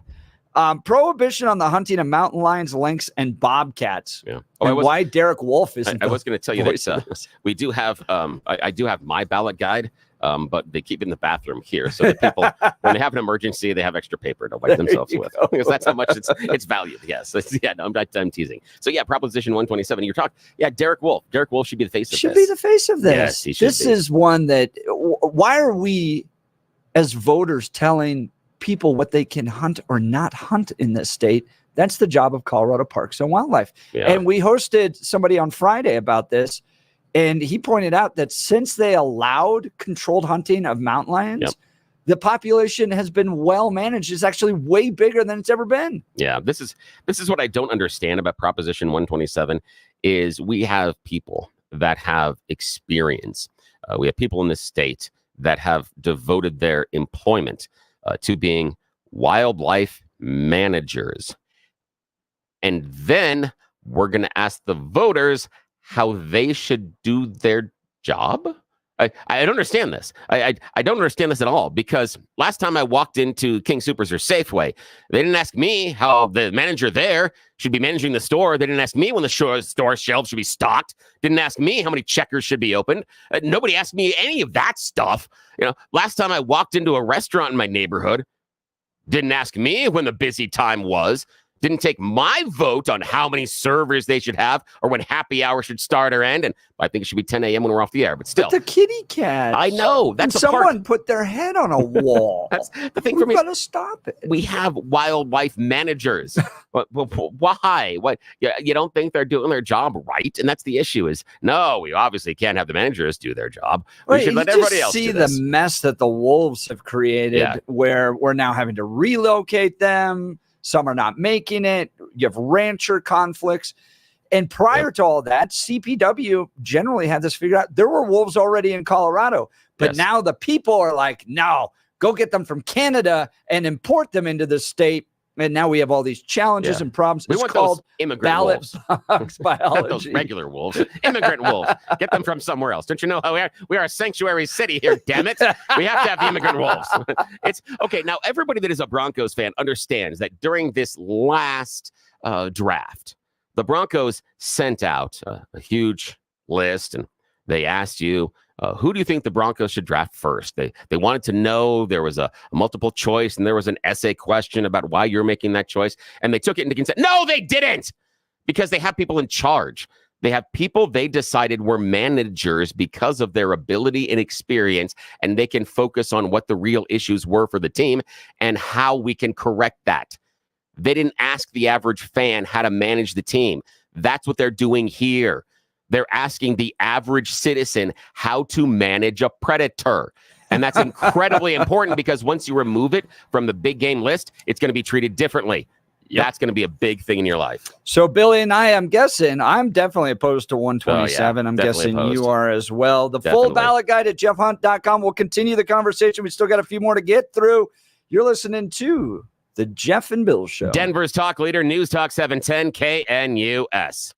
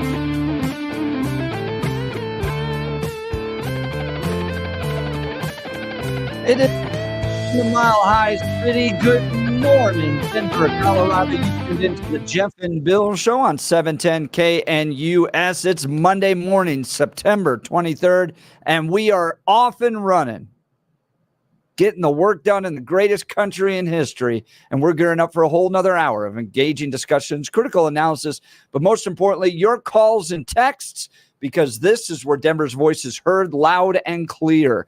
So grab a cup of coffee, Denver, and let's dive into the issues that matter most to you right here, right now. Phone lines are open, 720-237-1971. Sorry, that is not it.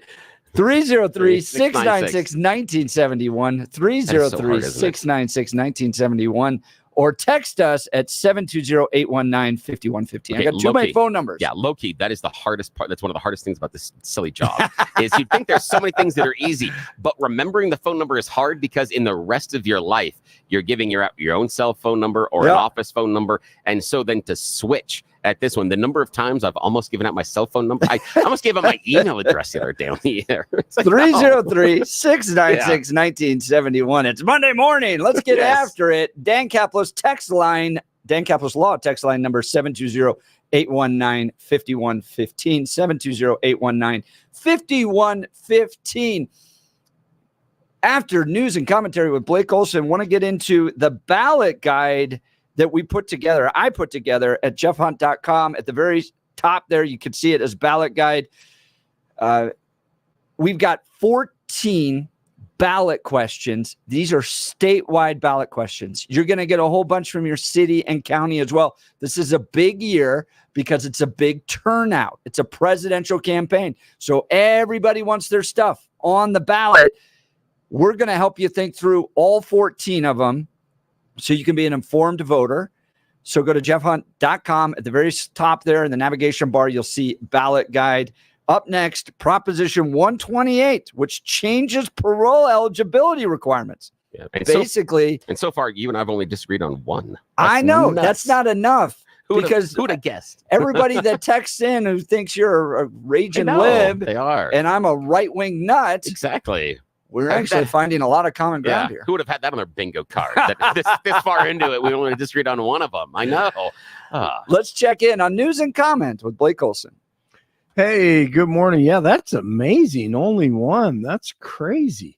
I would have never guessed that. 44 and clear in Denver, expecting a high of 81 today. The 7-10 5-day forecast coming up. Our top story, the Denver City Council will be discussing a proposed redevelopment plan for the area around Ball Arena today. Kroenke Sports and Entertainment has proposed a project that would connect different parts of downtown while creating retail and office space, housing, and open space. If the project is approved, a public hearing on the redevelopment will be held next month. Brother, we are not going back. We are not going back. We are not going back. We will not go back. And it's great to be back in Madison. They're not going back. They're not going back to a stronger border, lower prices at the grocery store and gas station. They're not going back to lower interest rates or safer and cleaner cities. They're not going back to fewer illegal immigrants who've been let out of prisons in their home country in order to wreak hell on ours. They're not going back to common sense and anti-woke quality educations for children. Kash Patel is stumping for the president. We are facing the biggest projection con artists of our lifetime with Harris and the radical left wing. They accuse us of every single thing they are doing. They try to imprison our great leader illegally time and time again. They raid our houses of worship. They tell us where our children can go to school and what they should learn. Well, I don't know about you, but I want our future generation to know history, math, and economics. I don't want them to know gender fluidity at the age of 10. But Kamala Khan has a new supporter. Who better to be endorsed by than the IRS Union? Yes, that's who's endorsing Harris. Well, guys, I was going to vote for Trump, and then I saw that the IRS Union endorsed Kamala. That really pushed me over the edge, and now I think I'm going to side with the people that robbed me blind and vote for Kamala. These idiots. Why did they even post this? They should have thrown this so far under the rug. Yeah, vote for the people that the tax collectors are voting for, bro. No thanks. The annual United Nations General Assembly in New York is underway. President Biden will address the Jewish haters on Tuesday. Vice President Harris will meet with Ukrainian President Zelensky and other world leaders and dictators, but it is not scheduled. She is not scheduled to attend the UN gathering of leftists, Marxists, communists, and socialists. Former President Trump says he will attend the Alabama-Georgia game on Saturday in Tuscaloosa. Trump's Secret Service team will be on high alert after 2 failed assassination attempts in recent months. Prosecutors are expected to argue that the man accused of wanting to shoot President Trump, former President Trump, should be held in custody while awaiting trial. Ryan Wesley Routh expected in court today. He is in court today, and evidently he was writing letters and stalking Trump for years. Who was funding this guy? Really? Who was he working with? Who tipped him off? Maybe we'll find out. Jurors are deciding if the man on trial was sane or insane when he gunned down 10 people at the King Soopers in Boulder 3 years ago. They began deliberations Friday after closing arguments. Prosecutors claim Ahmad Alissa planned the massacre, while the defense maintains he suffers from mental illness and didn't know right from wrong. Mayfield for the corner. It's intercepted. Intended for Evans. Taken out of the air by Brandon Jones, and he reverses field direction. Look out. Inside the 10 and down at the 9. Defense did their job, and Bo Nix did his job. No interceptions and ran for a touchdown. Broncos sacked Tampa Bay quarterback Baker Mayfield 7 times on the way to a 26-7 victory on the road this week again at the Jets. See you in a dramatic overtime victory, if you missed it, over the weekend against Baylor, and CSU over UTEP. 42 in Glendale, 39 in Golden, 44 in Denver. Jeff and Billy continue on Monday. Blake Olson, News Talk 710 KNUS. Fall is officially here, and some very pleasant early autumn weather will be found here in Denver and along the Front Range this week. Enjoy it. Head up to the high country. Check out those changing fall colors. Mostly sunny. 70s to low 80s today, mid to upper 70s Tuesday, 70s and 80s Wednesday through Friday. Nights will be 40s and 50s. Weather sponsored by branchplanning.com. Secure your future retirement with a reliable income stream. Annuities can provide guaranteed payments, giving you peace of mind. Get your complimentary review at branchplanning.com or call 303-219-0088. Meteorologist Don Day in the 710 KNUS Weather Center.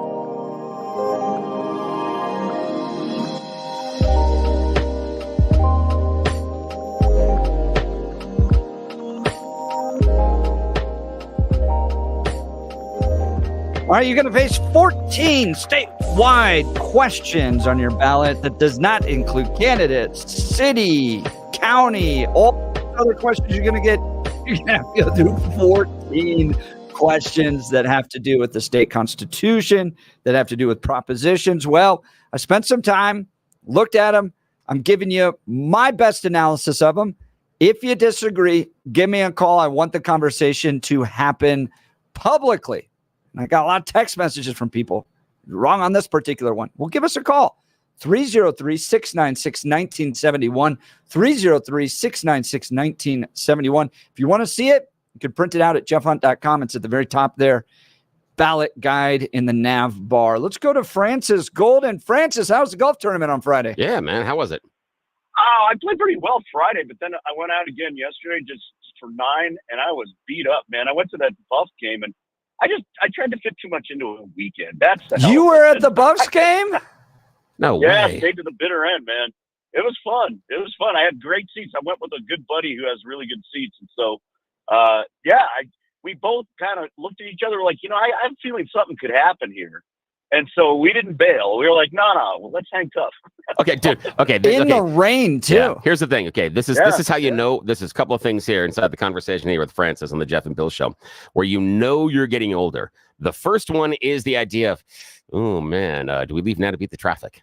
As soon as you're talking about leaving early to beat the traffic, you know you're old. The other one is when you sit there and you're like, oh, gosh, we did a golf tournament and we went to a football game. Oh, I can't believe we did both of those. When usually it would have been something like you would have started partying like at the 3 o'clock on a Friday afternoon, and you would have been lucky to be home by 5 a.m. on a Monday morning. Yeah. All yesterday, my dogs were barking. I mean, I'm not kidding. I bet. It was just a lot of hoofing around. Oh, and that is the worst. Because again, when you're younger, you're like, oh, you can just keep going and going and going. And it's just about the hangover and stuff. And now you're like, oh, my back hurts. I think, did I sit wrong and did I pull a calf muscle celebrating a touchdown? It's just awful, my friend. But happy birthday. We're glad you're doing well. And Francis, Bill and I are always welcome and available to head to those types of games too. Yes, exactly. Any additional tickets? Just in case. It's a reverse radio giveaway. Yes, it is. Where the callers give to the hosts. Yes.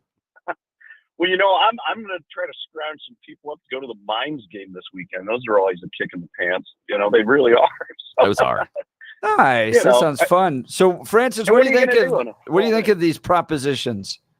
Hey, well, first of all, thanks for letting me holler in again. You guys are great, but this one's this one always is a burr under my saddle. I hate these things, and my default setting is to always say no. And my thinking is this. Because mostly these things are pet projects of various interest groups that couldn't get legislative support to get through any other process. Legislative, whether it be like local city councils, the state legislature, or anything else. And so by and large, these things, they serve to just gum up the Constitution. They gum everything up. And there's no, so unless there's a really good reason, I could probably get behind one or two of these.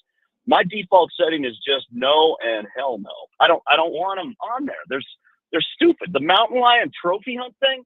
Are you kidding me? How did that not get on a legislative agenda this last year, given the composition of our lunatic legislature? That's a great point. There's a reason, 'cause it lets these legislators off the hook too. I'm like, the last thing I want to do is give those guys a reason to be sponsoring more than their 5 bills and get exemptions to clog up all of the agenda over. Well, and if you remember, there was that effort to shut down fracking, and the voters are like, no, this is an important part of our economy. And then the next legislative session, they shut down fracking. Yeah. They really care what you and I say, Francis. No, I know. And also just, I don't know. I always, don't you, when you see people, looking for signatures outside of a King Soopers or something, I just am like, I almost, blanch in my mouth right then and there. I'm like, just get the hell out of my way. Where's the poor Girl Scouts? They got to sell some cookies. Why don't you guys get Francis, lost? I will give you this perspective, though. This is the only avenue right now that conservatives have to impact policy and the state constitution. We can't. We just can't. We can't do it through the state legislature right now. So when Advanced Colorado, for instance, goes out, gets school choice into the Constitution, or this next one that requires, if you get convicted of a violent crime, you got to stay in prison till at least 85% of your sentence. There's no other avenue for conservatives. This is it for us. Jeff, you make a great point. And that is like the other side of my coin, I think. But here's the problem is that if you do it, if this is the only other way and you still want to get done what you want to get done, then I view this as kind of like a Republican Party problem, because you got to get your act together so that you're not in such a disadvantage in the legislature, and so that you can actually do things that matter other than initiative process. Because once again, initiative process is still a lot of pet projects and a lot of things that just can't get legislative support. I mean, the state does well when it's legislatively balanced. not when it's the way it is now. And I it's really, actually think it does really well when it's balanced, and then we just get a governor that locks the door and is like, well, call me if there's an emergency. Yeah. I agree. Francis, I want to run through this next one. Can you stick on while we run through Proposition 128? I want to hear your thoughts on this, and we'll hear Bill's as well. So this is an advanced Colorado initiative. Change parole eligibility requirements, requiring offenders convicted of certain violent crimes on or after January 1st of 2025 to serve at least 85% of their sentence before parole eligibility, and offenders with 2 prior violent crime convictions to serve their full sentence before beginning parole. Basically, frustration over these DAs that are funded by mega lib donors, creating soft on crime policies where the guys get out early. This one wants to require them to stay in at least 85%. I'm a supporter.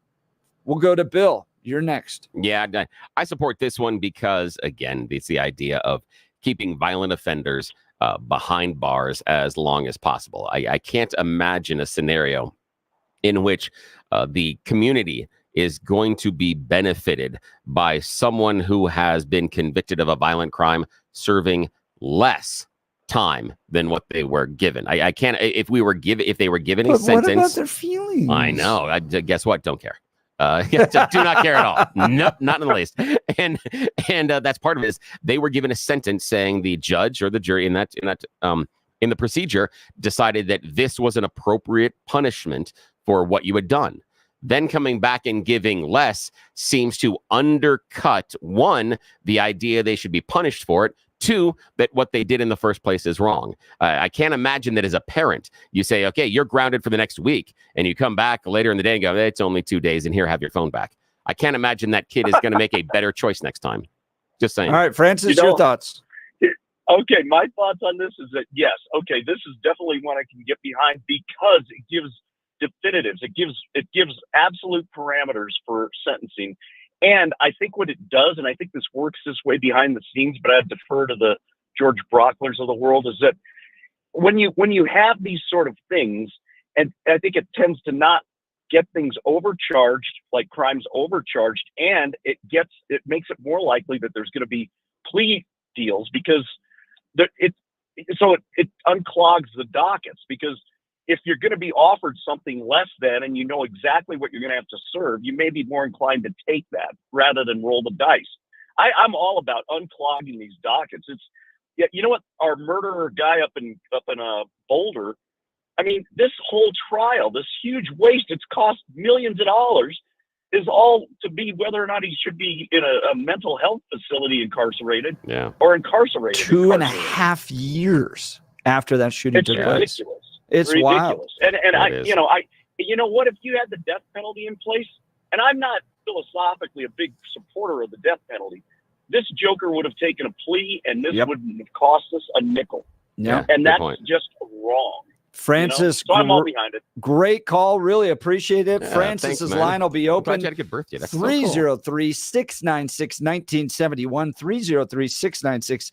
303-696-1971 is the text line. I'm going to get to Proposition 129. This one's a little interesting as well. This is interesting. Look, if you're like me, you know that living in Colorado means dealing with unpredictable weather, hail, snow, heavy winds, you name it, we got it. That's why you need a roofing company you can trust, and that's Colorado's Best Roofing.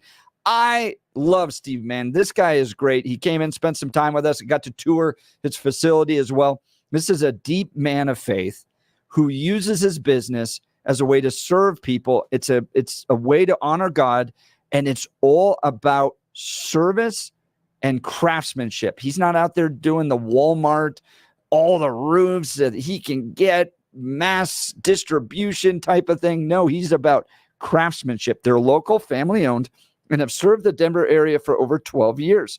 They understand our unique climate and how to build a roof that lasts. Whether you need a repair after a storm, just a little one, or a whole new roof, Colorado's Best Roofing has got you covered. And here's what I really love. They offer a free, no-obligation inspection. They'll come out, take a look, and give you an honest assessment. No pressure, no gimmicks, just straight talk from the pros. Plus, They work with your insurance company to make sure you get the coverage you deserve. So don't wait until the next big storm hits. Give Colorado's Best Roofing a call today at 303-797-7663. That's 303-797-7663, or visit them at roofingcolorado.com. roofingcolorado.com. Trust the best. Colorado's Best Roofing. All right. Proposition 129 creates the profession of veterinary professional associate, VPA, requiring a master's degree and registration with the State Board of Veterinary Medicine. So bottom line, right now in the state of Colorado, the only person that can do surgeries or prescribe medicine to animals are fully educated veterinarians. So the doctorate, all that stuff. We don't have enough of them. And if you've probably experienced this like we do, you either got to wait a long time to get into a veterinary clinic, or you're going to go pay a lot of money at those like emergency vet clinics where they just charge a lot. This basically, from my perspective, and I know the opponents disagree with this, but it creates like a physician assistant program, but for pets. Yeah. And I'm supportive of it. I think it kind of deregulates the industry and allows another avenue of job creation, of animal care.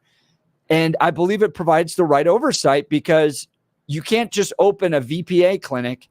You have to be managed by a veterinarian themselves. Yeah. So there's an actual doc there.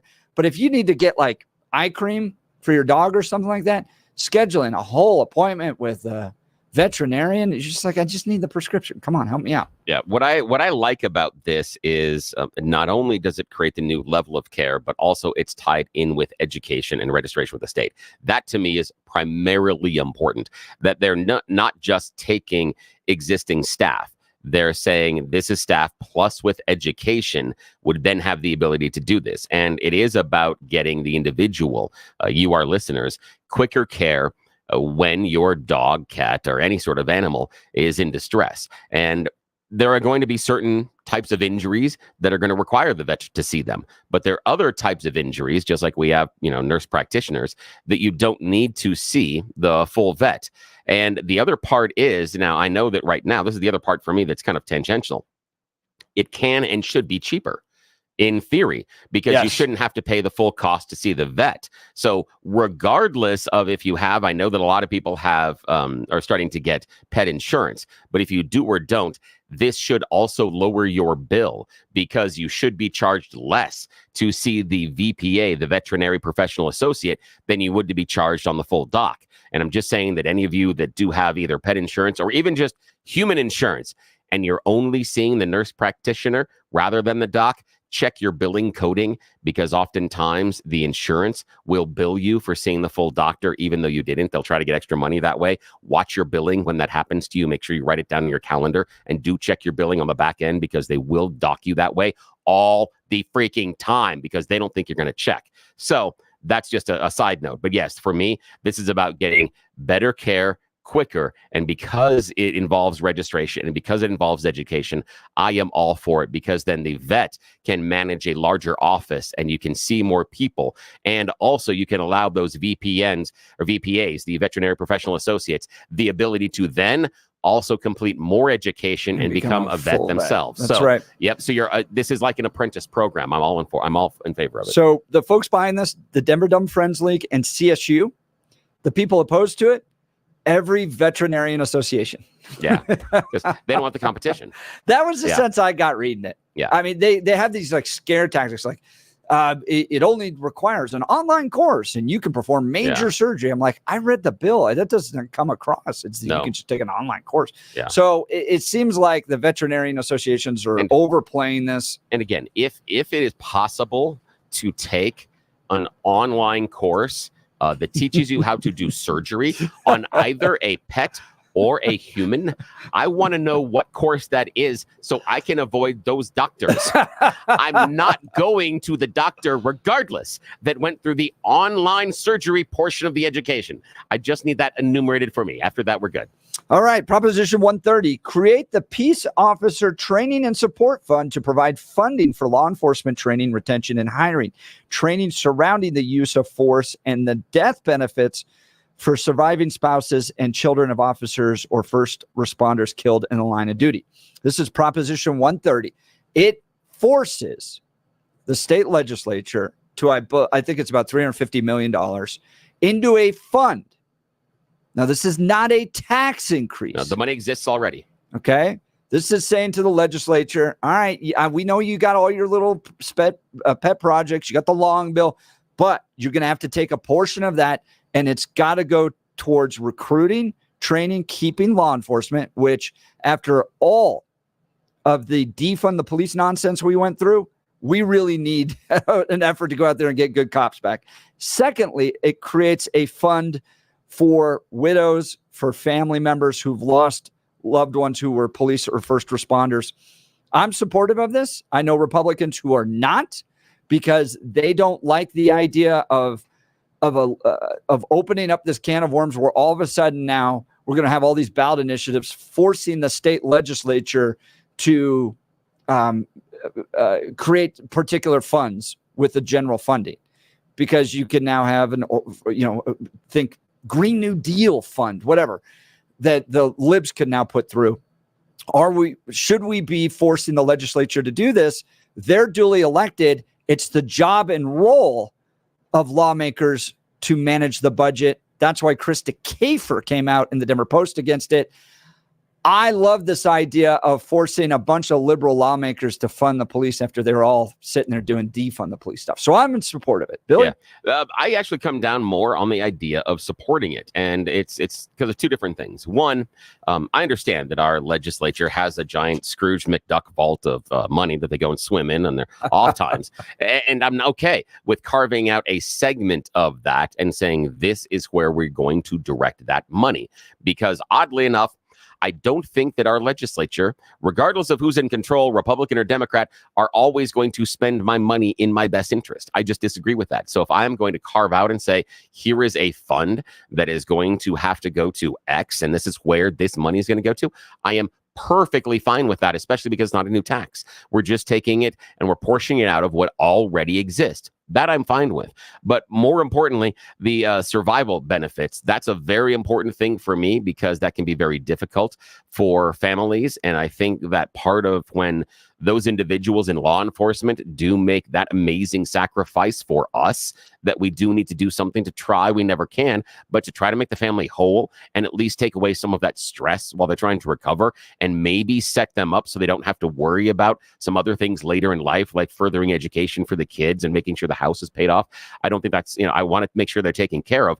But most importantly, inside of this is the recruitment and retention. People that have listened here to the Jeff and Bill show know that I have more than my fair share of rocks to throw at law enforcement. I do believe that we're awful at getting rid of those bad apples. I think that too many times the men and women in blue are protecting those individuals that are a detriment to the force for one reason or another. We can disagree about how and why, but the one thing I am certain of is if we don't go out there and try to expand recruiting, if we don't go out there and we don't start paying them more and paying them to retain those officers, it is not going to be the bad apples that are going to leave. It's going to be the good apples. And the only way that I see functionally right now to mitigate the impact of those bad apples is to get more good apples. And this does it for me, because we are focused on recruitment and we're focused on retention. And I understand and acknowledge that they put on that uniform, that badge every day, and they go out there and they know that they may not come home to their families at night. Okay. Have you ever done a ride along? Yeah. And dude, they're freaky. Yeah, they are. They're absolutely insane. You feel like you have a target on you. My best friend in college is a sheriff's deputy. Yeah. Did a ride along with him, and you're like, it's like riding around with a big target on you. Yeah, because I like just living a quiet little life where I don't have to worry about that. Oh, there's part of me that, okay, this will lead into something different, is there are certain colors of cars I will never own because of urban camouflage. I don't want to be in the yellow or the red car. I hate red cars.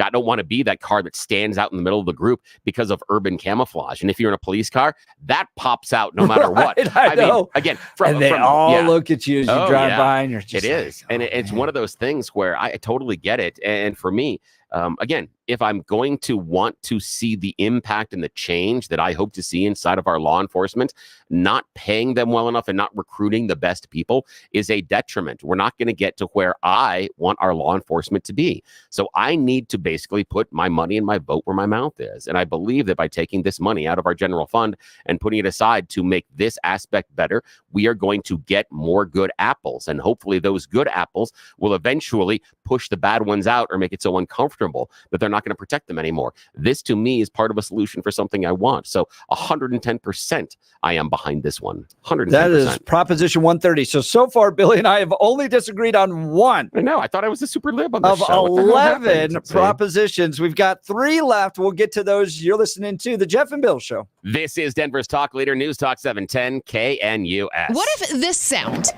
actually made you smile, giving you a chance to win gas and groceries for a year? It's the $13,000 gas and grocery giveaway. The grand prize winner gets $10,000 in gas and grocery gift cards. 2 first prize winners get $1,000 in gift cards. And 2 second prize winners get $500 in gift cards. Presented by Branch Planning. Secure your future retirement with a reliable income stream. Get your complimentary review at branchplanning.com or call 303-219-0088. The $13,000 gas and groceries giveaway. Enter today at 710knus.com. What if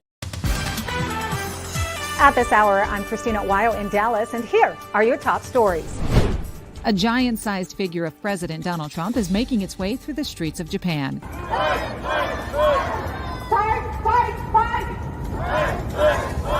People paying tribute to the president, repeating the words Trump spoke directly following the first assassination attempt when he stood up with blood on his face, fist in the air, and yelled, "Fight," 3 times. The video quickly going viral on social media, with many commenting that they love the support the president is getting from overseas. President Donald Trump bringing 2 of his grandkids up on stage during his rally in North Carolina, much to the delight of the supporters in the stands. After he brought Carolina up on stage, he brought Carolina's slightly older brother Luke on stage, behind, of course, the bulletproof glass put up to protect the president after 2 failed assassination attempts.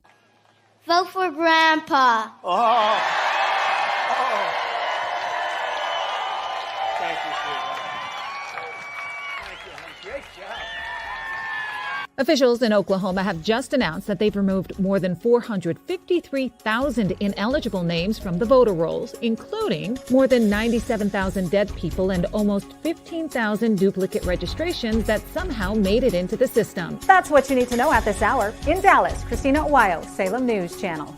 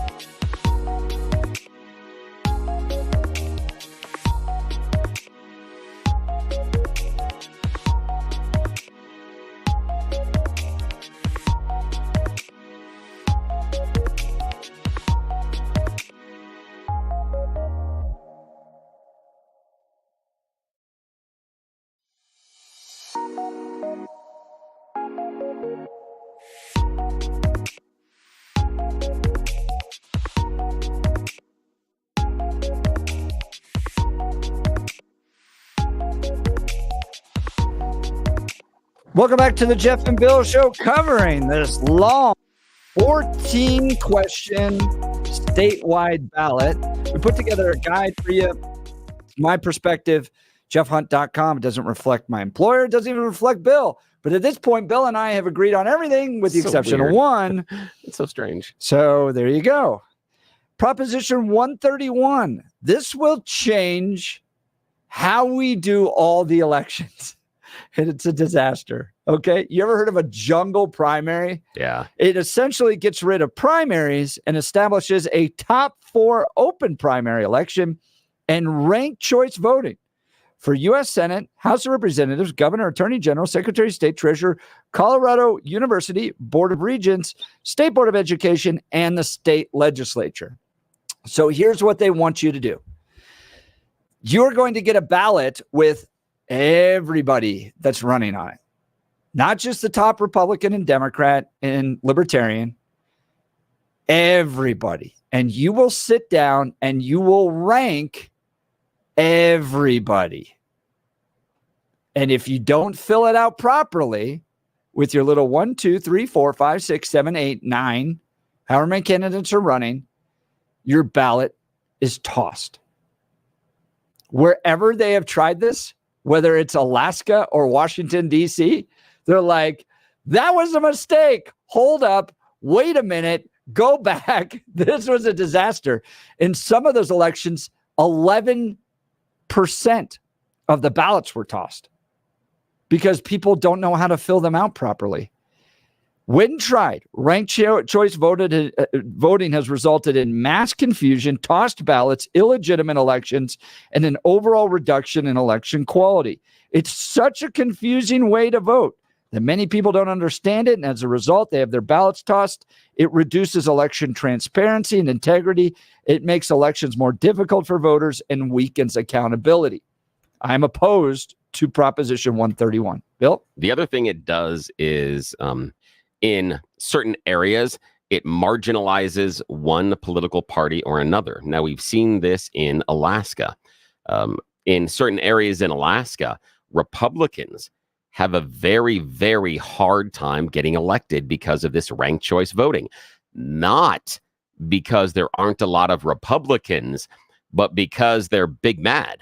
And what I mean by is we've seen it in a direct example. Palin. Yep. A direct example is in Alaska is a great way to look at it, because what happens is, let's imagine that we have a primary for whatever office we're running for here. And 3 of them are Democrats and 2 are Republicans. And the 2 Republicans, because of the voting demographics, really go at each other. And the Democrats go at each other too, but in a different way. And what happens is, they've seen in Alaska, because it's been so divisive between the 2 Republican candidates, when it comes time to rank choice vote, they'll pick the Republican as their first choice and then take Democrats as their next choice to prove a point. So what happens is the Republican doesn't get enough votes to break through, and they're left with only Democrats on the primary ballot. That's the problem with this, is it dilutes, in my mind, how these choices are being made. I'm of 2 minds. I don't think this is a good idea, although I could be persuaded.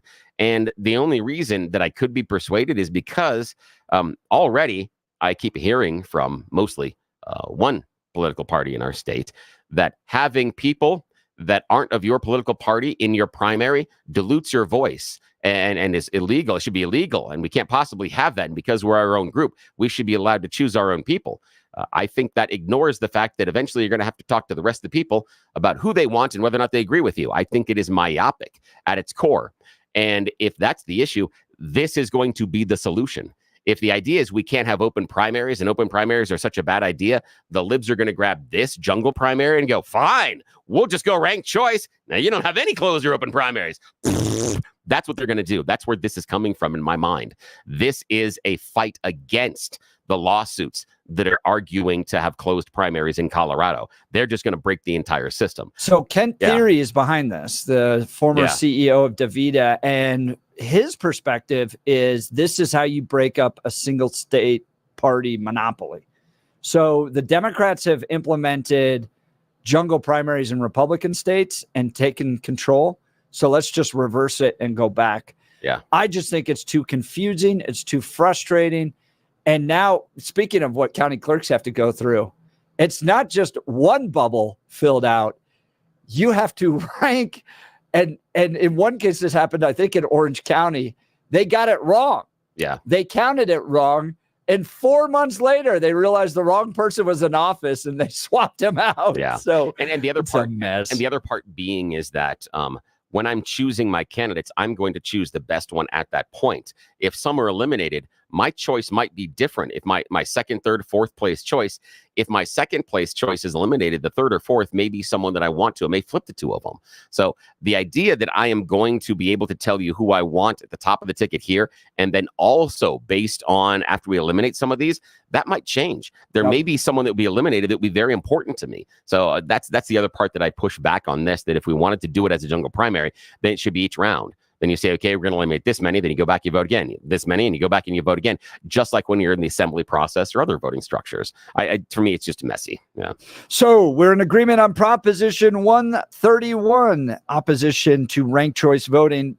Last two, Proposition JJ, allow the state to retain tax revenue collected above $29 million annually from the tax on sports betting proceeds. All right, I'm going to begin by qualifying this and saying, I hate sports betting. I think it's the stupidest thing out there. I think you're just handing money to a casino. Nobody does this. I watch these MGM ads and these trade DraftKings ads, and I'm like, you are such a sucker if you fall for sports betting. I think it's the stupidest thing to do. The only thing stupider is allowing the government to keep the money it took in above what it already budgeted for. They're a total waste of money. Yeah. So while I disagree with sports betting and was in opposition to it coming to Colorado, I think it's even dumber to keep excessive tax revenue with the government, give it back to the people. Yeah, I'm not a huge thing as the expansion of sports betting. I'm not a huge person that's an advocate for that. I'm not necessarily a huge opponent, but I do think it is rather stupid. In fact, we have a longtime radio station that was kind of a stalwart in the community that had been around for decades, playing some great music. That's now an all sports betting station. Thank you. Really? Yes. They do that? Like they just talk sports betting all day? That's all it is sports betting. And the reason it has that is because it's a contract with the company that owns that particular radio station. Gotcha. And what they did is they signed a contract nationally, and they said, we will put one of your sports betting radio shows stuff on our signals all the way across America, because look at all the radio stations we have. So they then went into markets and said, hi, it's a very nice group of radio stations you have. Which one of them is now going to do sports betting? And the local market went, right, we're doing this with that. Shut up. You're going to change this now. So this was something top down. So we now have an entire station that is focused only on sports betting here in Denver. And I think that's just stupid, nor is it a very good radio program per se. The other thing that I disagree with is when you collect more tax revenue than you need, that somehow the government gets to keep it. Right, exactly. I have such a hard time wrapping my head around the idea that what we need to do is let the government keep more of our money that they weren't planning on using to begin with, as if they're going to make a better choice with it. Exactly. Yes, 100%. I can make so much better choices about it, and it is nice to get that money back when the government over collects. It keeps them responsible, and you know what would happen once they get that largesse. They'll want to hang on to it forever. Forever. And all they're going to look at is ways to increase it. They're like, wait, we got more money from X than we were anticipating. How can we increase that revenue stream? They're never going to look at restricting that revenue stream. They're never going to come back and say, oh, we should obviously lower the taxes on sports betting because we collected more. That'll never happen. They're going to keep increasing it. So yeah, this is a nightmare. All right, we've done 13 of 14 statewide ballot initiatives. There's only one left. Billy and I have agreed on all of them, but one. This is crazy. What's the last one going to be? We'll get to that. You're listening to the Jeff and Bill Show. Denver's talk. It's a new line. I can't say the new line. It's going to take weeks. Okay, here's our new line. We are now Denver's talk leader, News Talk 710 KNUS.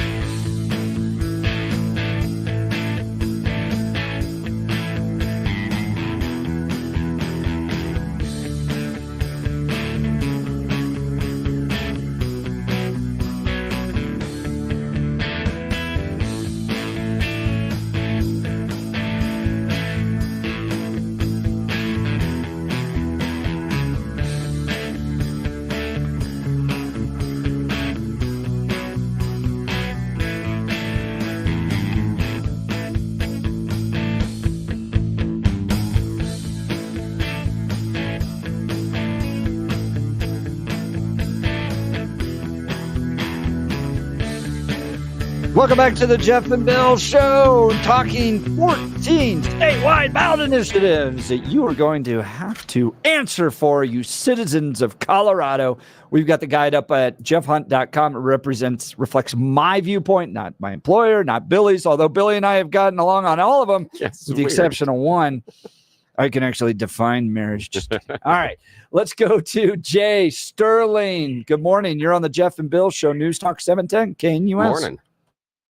Morning, you guys. Thanks for the energetic personalities in the morning. It helps a lot.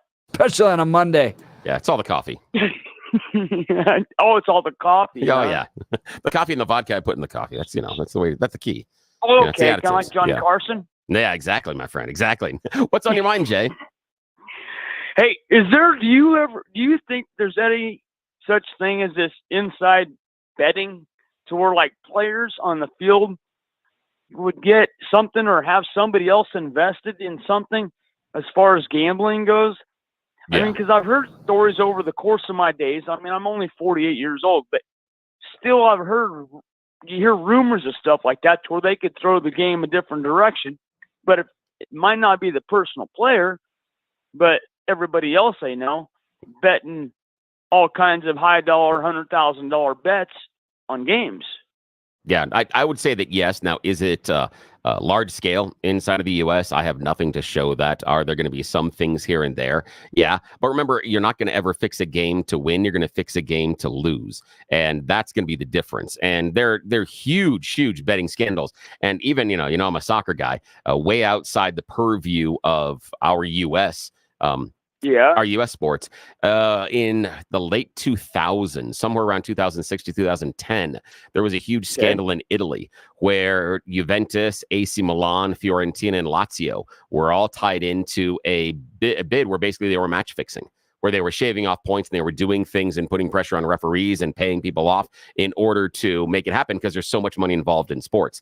And a good friend of mine, and you may have heard him on the radio, Reggie Rivers, actually wrote an entire book about how he would fix a Super Bowl. So there's so much money inside of it, yes. But we even had NBA referees shaving points as well. So there's enough money inside of it. But right now we don't see large scale anyway. And I think it's just giving money to casinos. They're not in the charity business. I really appreciate it. All right, we've got to wrap this up. Proposition KK, last one. Levy a 6.5 excise tax on firearms and ammunition manufacturing and sales in order to create a fund for crime victims, service programs, education. We don't tax our First Amendment rights. Why do we got to tax the Second Amendment rights? I'm opposed to this. Yeah, for me, I don't really see any problem with it. I'm not necessarily opposed, but I'm not necessarily support. For me, if we want to take money and tax people that are going to be involved in buying more guns and ammunition and stuff, okay, we tax all sorts of things all the time. And so if this is how we're going to raise the money, I'm not necessarily against it. I don't think that this, to me, doesn't create a barrier to entry to anybody that is a firearms enthusiast or wants to exercise Makes it their more Second Amendment. expensive. 6.5%. Yeah. Excise tax. Well, I understand, but I don't think that 6.5% is a barrier to entry. I don't think it's not a 100% tax, a 200% tax. It's not that type of thing. It does make it more expensive, but I think that the market will adjust. But it's a constitutional right. We don't tax your First Amendment rights. Yeah, but we use taxes in different ways as well, and maybe we do tax our First Amendment rights based on things like how we turn around and support certain. We can talk about the NPR, being a First Amendment. Does the government needs to support them? And that could be, I know, but that could be a tax. You could argue supports a First Amendment right, or at least media. So it is interesting, and I understand we don't tax any of their constitutional rights. I'm not certain about that. I'd have to dig further into that one, but that doesn't mean we can't. That's the other part. Just because we don't doesn't mean we can't. Are you going to stay neutral on this? Are you going to pull the lever? Are you going to fill in the little bubble? One or the other? That's going to be one that I'm probably going to, it'll be, what did I eat the night before and whether or not I have indigestion? How am I feeling? It'll probably be a feelings one on that one. All right. So we are 2 for 14 on disagreement. That's 1 out of 7. That is crazy. Billy and I are a lot more agreement. We'll have to see how this all works out. This was my own personal ballot guide.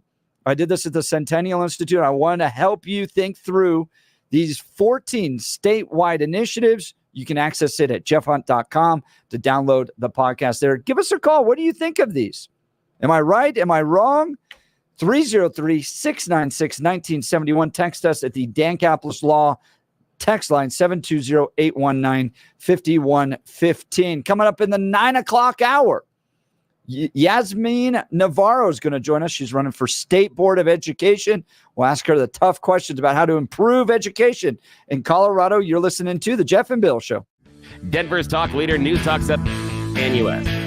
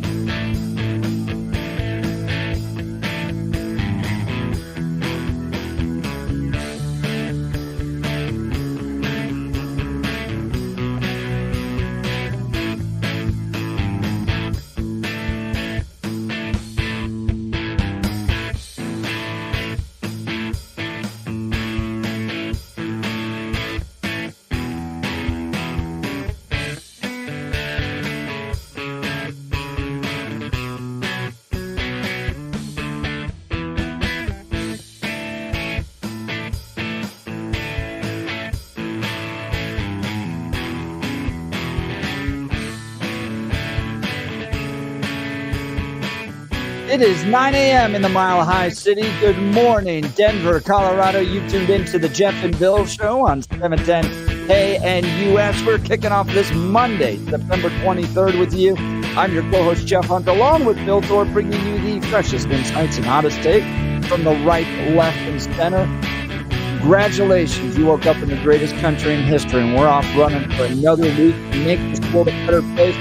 And up for a whole other hour of critical analysis. Most importantly, your calls and texts, because this is where Denver's voice is heard loud and clear. So grab a cup of coffee, Denver, and let's dive into the issues that matter most to you right here, right now. Coming up after news and comment with Blake Olson, Yazmin Navarro is going to join us. She's a candidate for the State Board of Education. In Congressional District 8, we divide up our state board reps by congressional districts. So her and Gabe Evans are up there running together.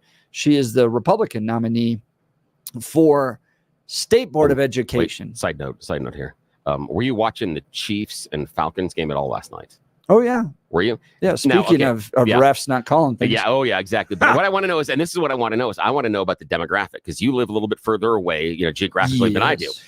We're outside of each other's zip codes. So last night during Chiefs-Falcons, I am getting ads for Gabe Evans. Oh, yeah. But I got opponent ads as well. Yep. Yeah. That's the doctor that paid herself at her own campaign. That's how I know her. Right. Again, name doesn't matter to me. That's every time I see her, that's what I remember. Oh yeah, you're the doctor that it makes so much money as a doctor. You had to pay yourself a salary out of your own campaign funds, which I question that to begin with, but that's okay. Yeah. Caraveo. Yep, they were running Caraveo ads last night. Oh yeah, and they run them back and forth. Yes. They run them back and forth. So, you'll get one that's all about Gabe Evans. And Gabe, I appreciate Gabe Evans. I'm a supporter of Gabe Evans, but I like him a lot. When he goes, all the criminals coming across and all the drugs and everything is terrible in your life, and all of it is Yadiro Caraveo's fault. I'm like, come on, man. Yeah, that's one of those where it's again a parent understands those type of broad generalizations, the kids will break them apart and then they won't listen to you anymore. So there's the idea that it coming out and saying it's all her fault. No, but she is one of the votes that ensures this is going to happen. She's the vote that is going to make sure these people still happening there. She's a vote against change. That's what you have. That's your thing. But yeah, giving her that much power, because here's the problem. Everything in your life that's terrible is all the result of her. Yep. And the reason that's difficult is then if we do elect Gabe Evans, then if everything in my life doesn't become better, who do I blame? He's setting up a really difficult proposition at that time. But again, I am not consulted, nor did they pay me to do anything about the ads. We're not even going to talk about that race. In fact, we're going to talk about a different race. Yazmin Navarro, she's a candidate for State Board of Education in District 8. How can she improve schools and the quality of our kids' education here in Colorado? We'll get to that conversation. But up next, news and commentary with Blake Olson. Good morning, Blake. Hey, happy Monday, Jeff and Billy. 53 and clear in Denver, expecting a high of 81 today. The 7-10 5-day forecast is coming up. Our top story, the Department of Justice says the man suspected of the assassination attempt on former President Trump in Florida wrote letters about his plan. In a new court filing Monday, prosecutors said Ryan Ralph dropped off a box at a witness's home months before the assassination attempt. A letter inside was addressed to the world and said, "This was an assassination attempt on Donald Trump, but I failed you." Lebanese officials say Israeli airstrikes killed nearly 200 people and injured hundreds of others today. Israel had warned Lebanese citizens to evacuate from areas where it said Hezbollah had been storing weapons. Iran, which backs the Lebanese terrorists, is warning there will be what they call a dangerous consequence for the airstrikes in southern Lebanon. The Denver City Council will be discussing a proposed redevelopment plan for the area around Ball Arena today. Kroenke Sports and Entertainment has proposed a project that would connect different parts of downtown while creating retail and office units, housing, and open space. If the project is approved, a public hearing on the redevelopment will be held next month. Brother, we are not going back. We are not going back. We are not going back. We will not go back. And it's great to be back in Madison.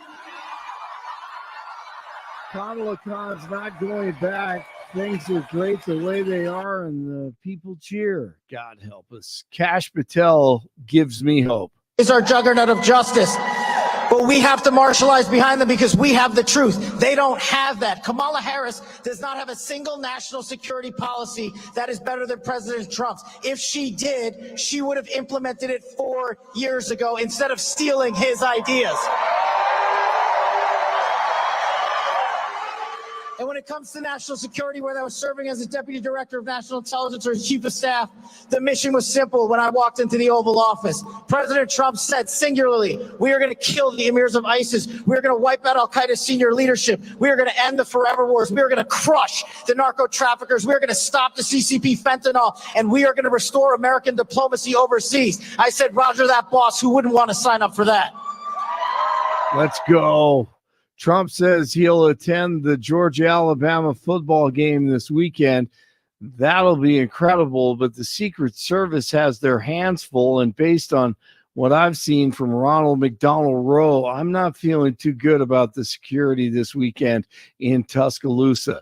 Jurors are deciding if Ahmad Alissa, who's on trial, was sane or insane when he gunned down 10 people at the King Soopers in Boulder 3 years ago. They began deliberations Friday after closing arguments. Prosecutors claim Ahmad Alissa planned the massacre, while the defense maintains he suffers from mental illness and didn't know right from wrong. Drivers may notice more officers get targeting speeders in or near school and construction zones. Colorado State Patrol is adding extra troopers and partnering with local agencies to do additional patrols. See, we've got Broncos. It's goal to go, so they got to get it in there somehow. Aiden Alton lost the ball, and it's picked up by Brandon Jones. And Evans is going to catch him. Broncos defense does their job, and Bo Nix, no interceptions, ran for a touchdown, while the Broncos sacked Tampa Bay quarterback Baker Mayfield 7 times on the way to a 26-7 victory. And Nick said they wanted to get a fast start. Yeah, well, he wanted to be aggressive. I think he made that decision just off of, making a fast start. And, whatever, I wasn't necessarily shocked by it, but whatever he wanted to do, that's what we were doing. And we came out and did exactly what we wanted. We went down and got a touchdown. And that, I think that set the tempo, set the tone for the game. Talking about Coach Sean Payton. The Big 12 opener comes down to this play. Sanders gets the feet set toward the end zone for the game. Wow, that CU dramatic overtime win over Baylor. That TD forced it to overtime. Shedeur Sanders launches it downfield in the end zone as time expires in regulation. Then Travis Hunter forces the football out at the goal line as Baylor loses the ball, and they lose the game to CU in overtime. CSU over UTEP, 49 in Brighton, 51 in Littleton, and 53 in Denver. Jeff and Bill continue on this Monday. Blake Olson, News Talk 710 KNUS. Fall is officially here, and some very pleasant early autumn weather will be found here in Denver and along the Front Range this week. Enjoy it. Head up to the high country. Check out those changing fall colors. Mostly sunny. 70s to low 80s today. Mid to upper 70s Tuesday. 70s and 80s Wednesday through Friday. Nights will be 40s and 50s. Weather sponsored by branchplanning.com. Secure your future retirement with a reliable income stream. Annuities can provide guaranteed payments, giving you peace of mind. Get your complimentary review at branchplanning.com or call 303-219-0088. Meteorologist Don Day in the 710 KNUS Weather Center.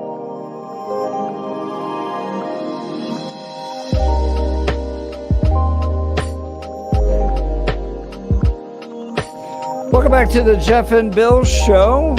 Always happy to have candidates running for office to swing by and explain why they are best equipped to represent our community. Joining us on the Jeff and Bill Show is Yazmin Navarro. She's running for State Board of Education from District 8. districts in Colorado by congressional districts for the State Board of Education. Yazmin, thanks so much for being on the Jeff and Bill Show. Good morning. Thank you for having me. Good morning, everyone. So let's dive right into it. Why are you the best person to represent District 8 on the State Board of Education? I think, honestly, it's a couple things. I'm a parent, first of all, that's dealing with everything that they're, passing through. I'm an educator myself. I am still in the classrooms every chance I get teaching, and I can see what they're signing off on is just not working in the classroom. And, to me, those are very, very important things. And another thing, I've been in education most of my adult life, and I've seen where we've been, the success that we've been, and I've seen the decline, and that's very worrisome. Why do you think it's declining?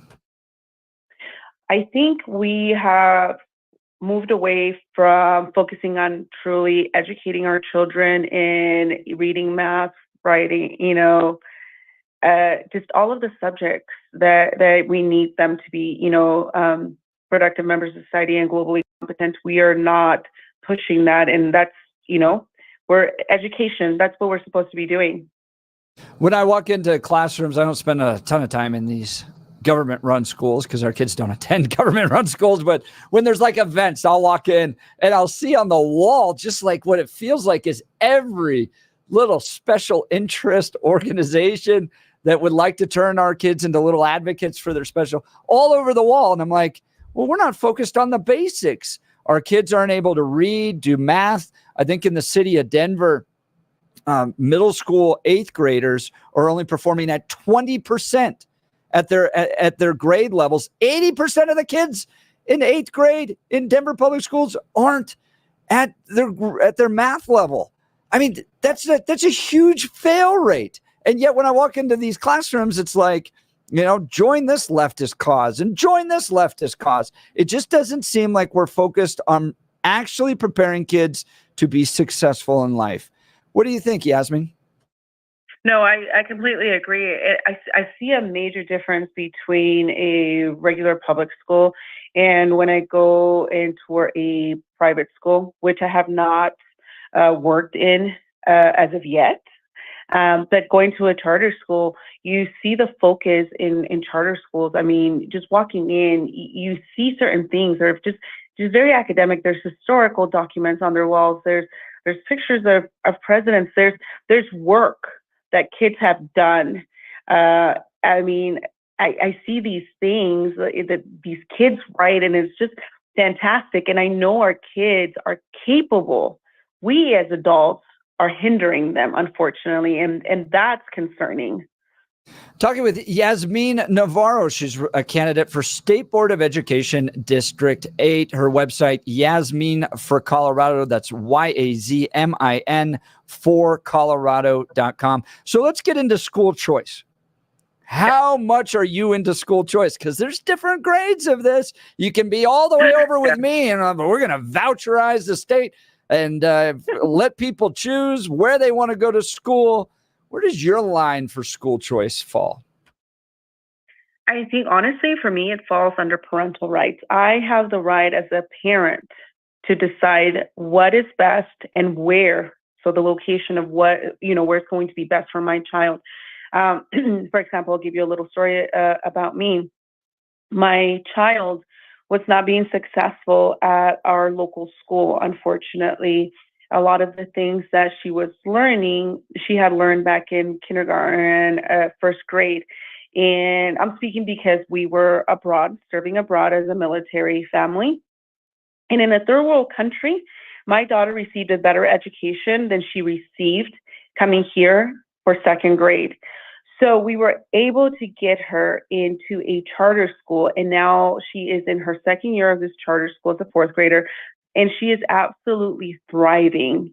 I continue to actually teach at that school. I teach at my local schools and I teach at her charter school. And I see the vast difference in education, in the approach, in the way kids rise up to that bar that's set very high for them. And to me, that's just vital. We need to set the bar high for these children because we need to tell them that we believe in them, that they can achieve, and we need to focus on education. Unfortunately, we continue to set the bar down, and that does no one any good, especially our children, obviously. Now, Yazmin Navarro, candidate for State Board of Education, District 8, joining Jeff and Bill live. Yazmin, I want to talk to you about the children that are walking into your class at the beginning of every school year. Can you talk to us about the difference between kids that you see in the classroom at a charter school versus the difference in the kids that you see in a regular public school? And where I'm going with this is, what I want you to address is taking a look at the two different populations, which kids show up prepared to go to school and prepared to learn, and which kids are not showing up to school prepared to learn. So to me, this is a very difficult question to answer because I believe all kids show up ready to learn. I will always say that kids are fantastic, hence the reason I continue to teach, because I enjoy being around these kids. I enjoy learning about them. I enjoy hearing their questions, and there's a lot of them. When it comes to the tools, however, and what they've learned in the past year, I can honestly say the charter school kids are better prepared to start the new school year academically than regular public school kids. Not all, but most. Yeah, and I would agree with you on that. And see, the pushback that I've got with when we're judging, we're looking at some of the public school kids is I don't believe that parents have done the work on the front end. I believe that many parents in our society either are bad examples or show up with their kids at the school and say, here, fix them. It's not my responsibility of the behaviors that we have had at home. It's not our responsibility in the behaviors to make sure they're doing their homework. It's not our responsibility to make sure in any way, shape, or form they're achieving a grade level. They've washed their hands of it and they place it on our public school system. And that's why, I mean, I just personally feel that the charter schools have a better success rate because they're able to, I would say the best way to put it is control their raw materials. They get to pick which students are there. At a public school, as you know, you have to educate every kid that is in your district that shows up at that door. There are no ifs, no ands, no buts. That those kids show up at the front door, they're in the district, you have to put them into a class and you have to educate them. You don't have those restrictions necessarily in a charter school or a private school. And that will change levels of achievement simply because you have the ability to choose the students that are there. Many of our private high schools have tests in order to get in. You don't go to Mullen, you don't go to Regis unless you pass the test to get in. You can't just show up at the door at Mullen or Regis and say, here's my check, take my kid. It doesn't work that way. So what are some of the challenges you see with some of those kids walking into public school classrooms that you don't see in other classrooms? Okay. First, I want to address what you just said. I always say I am a product of a healthy public school. I was an immigrant myself. We my family came as migrant workers. They were chasing that American dream. All right. I was an ESL student back when it was still ESL. It's no longer called ESL. So I do believe that public schools can be successful. That's a big thing for me. I truly believe in public school education. I do. However, we've involved too many politics into our schools. And I think that strips away a lot of the focus on what needs to happen, which is academics. Now, as far as the second question that you mentioned, I believe that it's kind of like what I said before, where the kids are just come better prepared academically.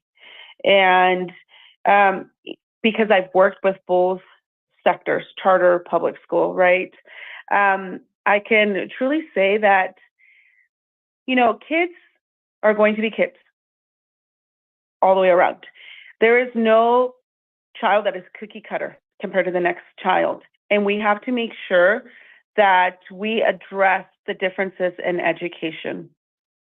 A charter school, I believe, gives parents the option to see something different, because it's whatever's being taught in the regular public schools is just not serving them as a family and as their students. Focus education. So I think it's important to note that I've seen many successes in regular public school too. I've had phenomenal kids, students that I've taught in regular public school, So honestly, it is very important, the level of parent involvement. And I think that's a big, big focus because what I do notice, one big difference in between charter and public and regular public school that I've noticed is discipline.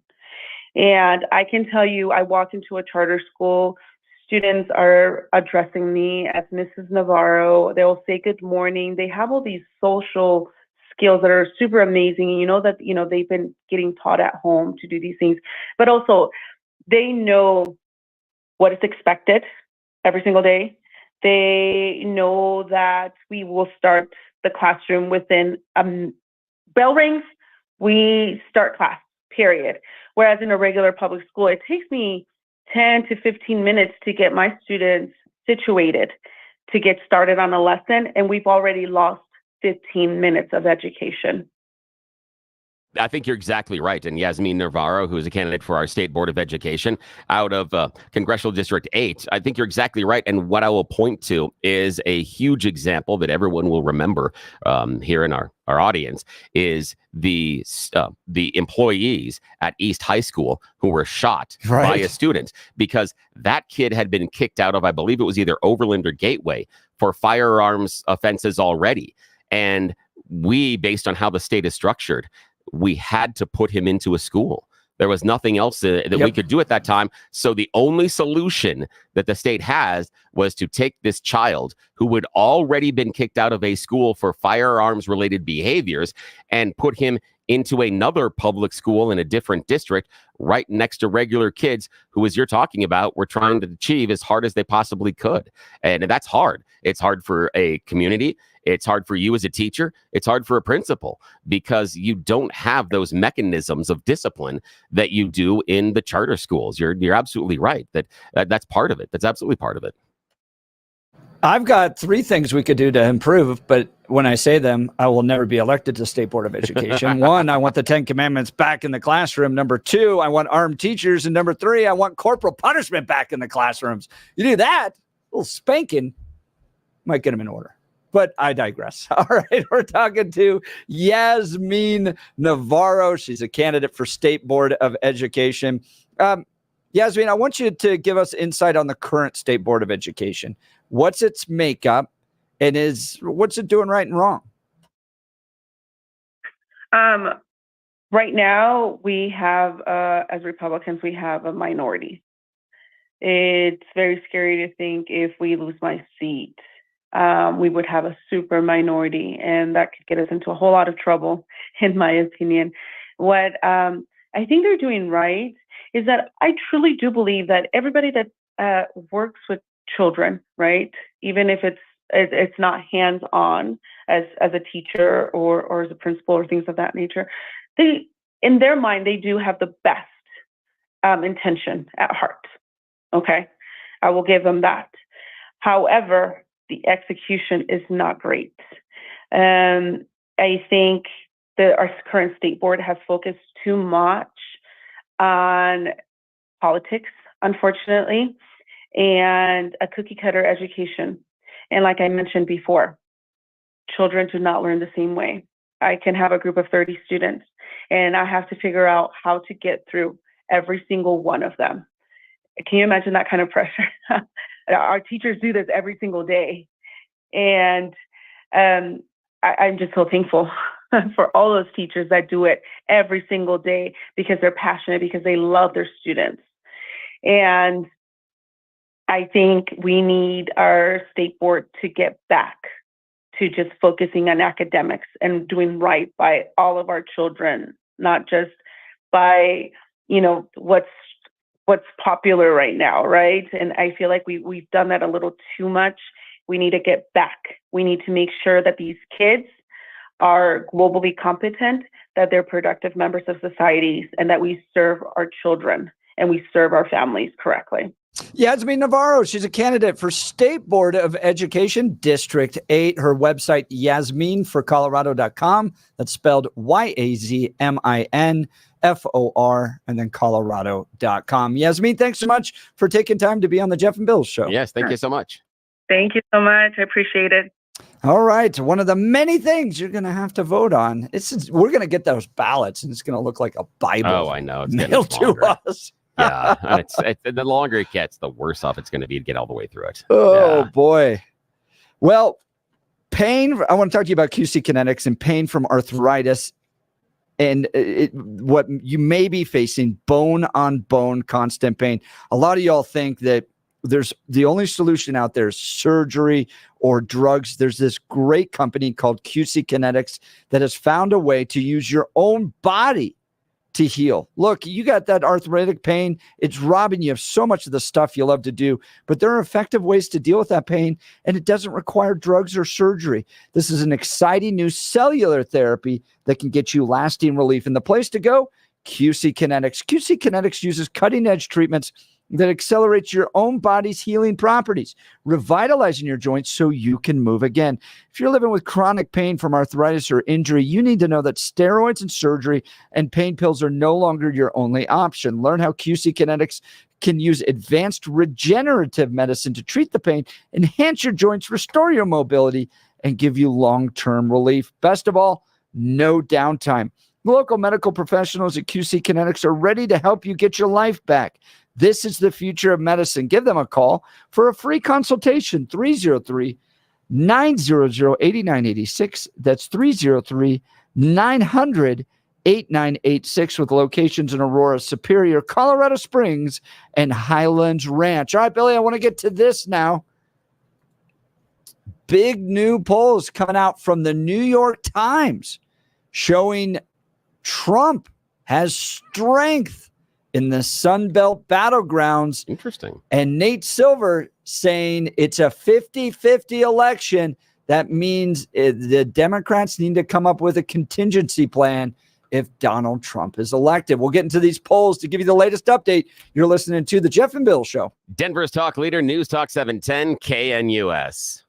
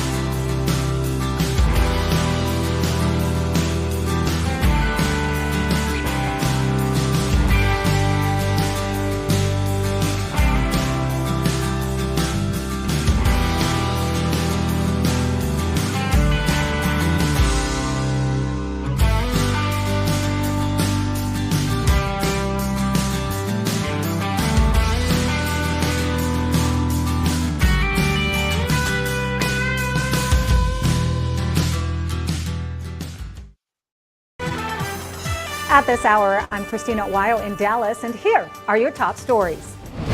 A Texas couple whose pit bulls viciously mauled an elderly veteran to death will each spend nearly a decade behind bars for the unprovoked attack. 81-year-old Ramon Najera was killed, and his 74-year-old wife Juanita was injured in the attack after the dogs got loose from their yards and charged the couple. Christian Morena will spend the next 18 years behind bars, with Abilene Schneider receiving a 15-year prison sentence. The DA's office stating the couple was criminally negligent by not providing adequate fencing and allowing the dogs dogs to roam free. Before imposing the sentence, the judge said, quote, "What happened was an unspeakable horror." Firefighters who arrived on the scene saw a bloodied man being dragged around a corner by dogs. They had to use axes to fend off the animals. The 3 dogs involved in the attack were euthanized. The former Secretary of State Mike Pompeo telling Salem News Channels This Week on the Hill that the Biden administration dropped the ball when it comes to Israel, and they are at fault for the war that continues in Gaza. At the center of that is misunderstanding the entire region.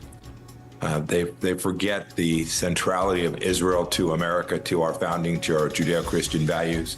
They forget that it is the rightful homeland of the Jewish people and that they are under attack from the Iranians. This administration got that fundamentally wrong. They gave the Iranians a ton of money. That's what you need to know at this hour. In Dallas, Christina Owayo, Salem News Channel.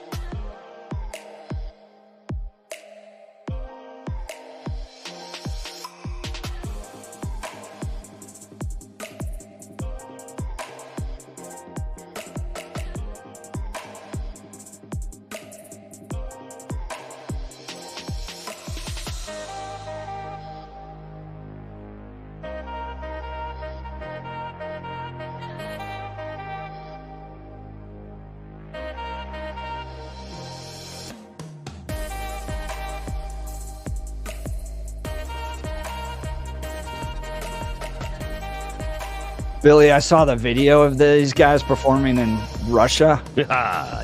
With like 1 million people there. Oh yeah, yeah. In fact, yeah, there's some stories about them when they played there, and then when they played in China. There's some things about things they were told not to play, etc. And they're coming. Really? Yeah, Metallica. You tell Metallica what to do. Yeah. Well, if you say, hey, then you don't get to leave the country. Yeah, they listen, but they did break the rules. And I think June, they're coming back to our state in June. They just announced the next leg of their M72 World Tour. And it kicks off in Vegas in this next leg and wraps up here in Denver. And I want to say it's like June 26th or 28th. Don't know when tickets are going on sale. Yeah. But the 72 Seasons album is awesome. It's amazing. All right. Yeah. Do you think that the polls are breaking for Donald Trump? Here's from the New York Times. Trump shows signs of strength in the Sun Belt battlegrounds. Poll finds. New poll from the New York Times and Siena College showed Donald J. Trump ahead in Arizona and leading in tight races in Georgia and North Carolina.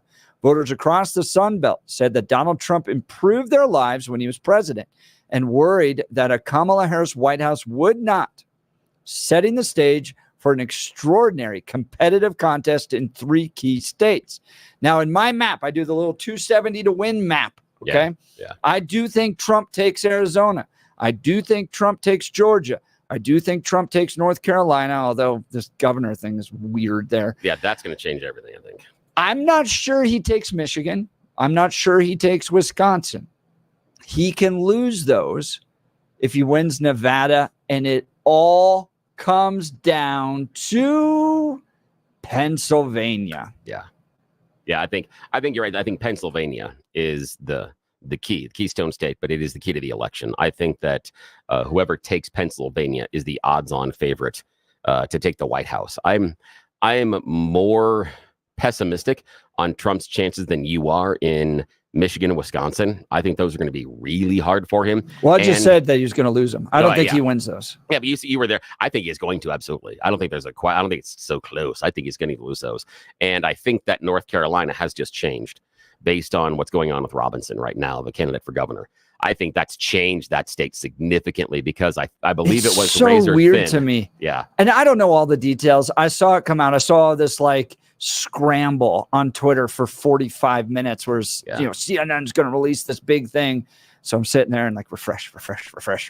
None of it. And then finally, like a few hours later, it comes out and it just seems so bizarre. Yeah. That he was on pornographic websites in the comment section writing racist things about being a Nazi sympathizer, where I'm like, wait, what? Oh yeah, it's again the part that broke my brain was the fact that he was in the comment section on a porn site. I'm like, like a black porn I'm like, site. That's weird. Here's the thing is that it's again I'm going to assume that if CNN is going to go ahead and publish this as they did, they would have run this through the legal team several times because this is a huge exposure for defamation liability. Huge exposure. So they better have their I's dotted and their T's crossed. So if legal didn't think the story was solid, I don't think they go ahead with this one. The other part is there are some things that Robinson has said on the campaign trail and in churches that have got people going, wait, what?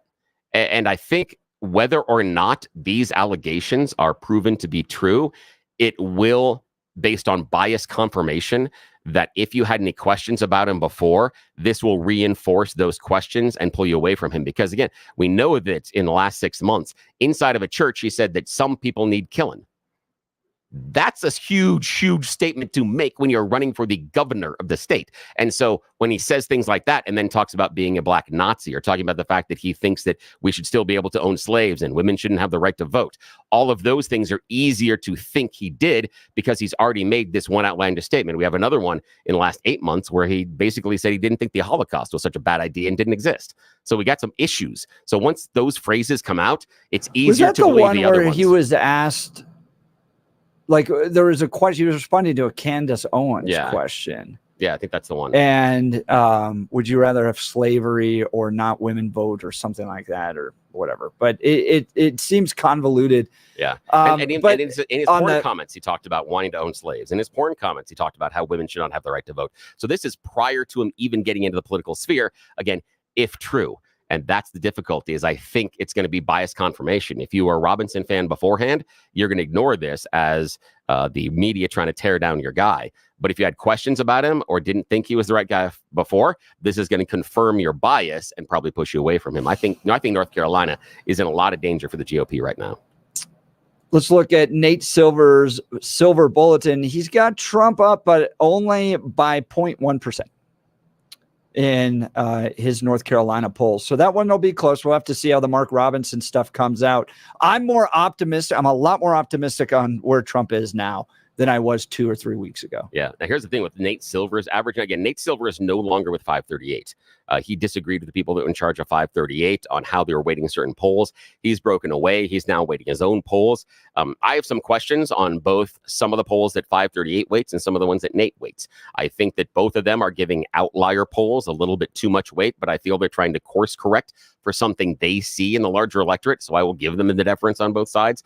But recently, Silver had said that for the very first time, he saw Kamala ahead. Yep. And that's the first time since the end of August. And that is a significant issue because for the past 2 to 3 weeks, we've seen Nate Silver make all the rounds on all the conservative shows talking about how Donald Trump is more likely to win. Donald Trump is more likely to win. I just want to see if those same shows invite Nate back now that he has said, and I think it was his post, he says the streams have crossed again. And I think he said during this electoral cycle, it is the third time that it has switched between who was behind and who was ahead. And he said again in his post, it can switch again. We've got more than enough time based on the election. No, this thing could go back and forth. Yeah, I do think this is going to be a horse race. It could come down to that nose at the very last second. I don't think you get a lot of people, though, Bill, who are looking at Kamala Harris going, she is the leader I want to support. I think they're going, I don't like Donald Trump. So I'm not sure that Kamala Harris has enough. I don't think she's a Barack Obama. I don't think she's got a gravitas in her leadership capabilities to pull people in that want to be people for her. It just seems like you got a lot of people that don't like Trump supporting her. Now, does she have to be, though? That's the question. And that's a good question. And the reason I ask that is because we know that at least, okay, this is my premise is in my lifetime, I have never experienced a political candidate that has stronger, more solid support than Donald Trump. I've never seen it in my life. Yeah. But I also have never seen a political candidate that galvanizes opposition support against him like in my life. I believe that Donald Trump has a solid ceiling, that there's nothing he can do to go above that. The question is, combining the people that are in favor of Kamala and the people that don't want Trump, is that a large enough pool? In 2020, it was. It was a large enough pool to get that across the finish line. Is it again? And the big question inside of all of these polls are unlikely voters. Because remember, when they're polling these voters, when they say we polled likely voters, that voter has to be involved in 3 consecutive election cycles. They need to have voted. You take one election cycle off, or you've only voted in 1 or 2, you are not considered a likely voter. So if you had turned 18 by the time you were in 2022 and you voted then for the first time, you're not considered a likely voter. You're not going to be considered. If you did it in 2020, you're still not a likely voter because you haven't been through 3 election cycles. So there are a large majority of people who vote very infrequently. And for my mind, it's going to come out to turnout. It's going to be who can turn out their supporters, which, on a side note, is why I feel it was a huge tactical mistake for Donald Trump to post "I hate Taylor Swift." That was a huge tactical mistake in my mind, because that is a large pool of unlikely voters that Donald Trump has just motivated. Whether or not that group shows up in the right areas, I don't know. But that, for me, is one of the largest tactical mistakes he has made in the past 10 days. It's a huge mistake. Huge mistake. I don't think so. I think he loves slaying sacred cows. Yeah, but what happens? I think he loves it. And it just like confounds people like you. People like me find it kind of funny. We chuckle a little bit about it and then we move on. I'm not but confounded. why would you do that? Don't you understand? Taylor Swift is so important to this country.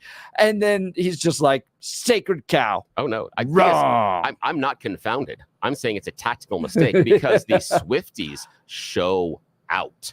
The Swifties, there were concerts here in Colorado where you had 8,000 to 10,000 But do you think people. that they were not supportive of her already? Hang on a sec, though. The 8,000 to 10,000 outside of the venue singing songs.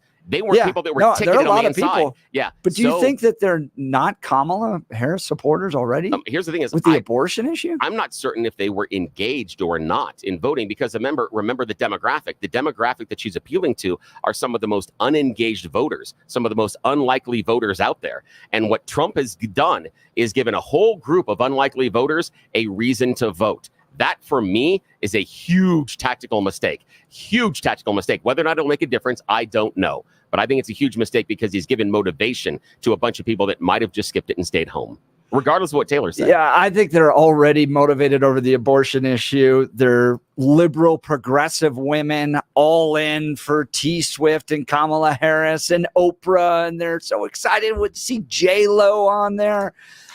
And then Trump's just like, yeah, I'm going to slay a sacred cow. And I find it hilarious. All right. So love to get your thoughts on this. Give us a call, 303-696-1971. I'll ask you a few questions. Election today, does Trump win? Harris win? What do you think?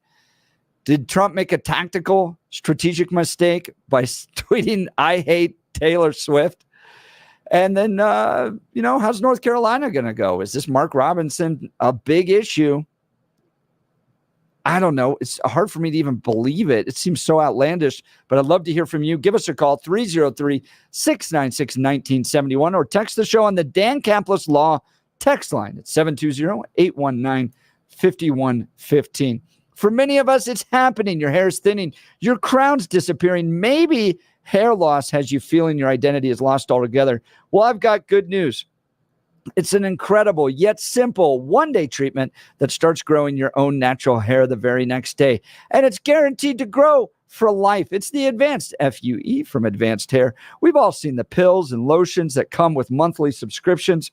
They help retain what you have, but what if what you want is your own natural hair permanently in specific areas? From Advanced Hair's state-of-the-art facilities to world-class Dr. Tanya Pauls, it's not maybe will your hair regrow, it's guaranteed that your new hair will grow. You decide how much, how thick, and where. It's why Advanced Hair is the winner of Westward's Best of Denver. For your free consultation, $250 off, and 250 free hair grafts. Call 720-459-HAIR. That's 720-459-HAIR or advancedhair.com. Advancedhair.com. Are the Swifties going to shake it off when Donald Trump says, I hate Taylor Swift? We'll get to your calls and texts. You're listening to The Jeff and Bill Show. Denver's talk leader, News Talk 710 KNUS.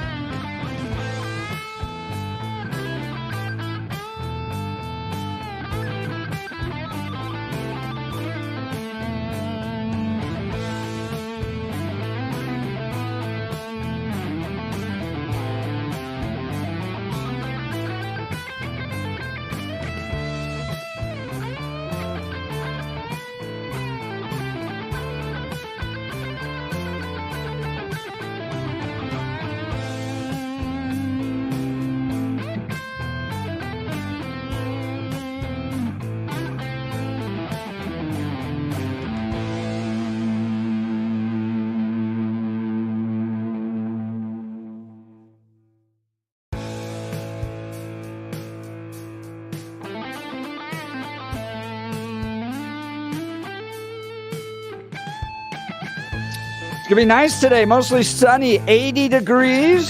It's going to stay warm all week long. That kind of fall cold that you experienced over the weekend, just very temporary. Back to the hot temperatures here in Denver, Colorado. All right, you're on the Jeff and Bill show. Let's go to the phone lines. Nick. Good morning, Nick. What's on your mind? Good morning. I support Trump, but he just is undisciplined, and he just doesn't know when to keep his big mouth shut. And there's a but good Nick, chance they've been saying that about him since 2015. Yes, they have. And he knows that he's walking into a very, very hostile environment. He's got the press against him. He's got the mainstream media against him. But he just needs to exert a little bit more self-control. Ronald Reagan had the same problem. Maybe not quite as bad, but he was the happy warrior. He did not throw bombs around. Yeah, Nick, and also he had the 11th commandment. You don't talk ill of other Republicans, and that's something that Trump breaks joyfully. Yes, he does. And I just hope I don't know. I don't know what's going to happen with this election. It's going to be neck and neck all the way down to the finish line. Hang with us, Nick. We'll really keep you updated, appreciate the man. call. Thanks so much. It's been a wonderful show. If you missed any of it, go to 710knus.com. You can download the podcast there. Charlie Kirk is up next. You're listening to The Jeff and Bill Show. This is Denver's Talk Leader, News Talk 710 KNUS. Hope you have a good Monday.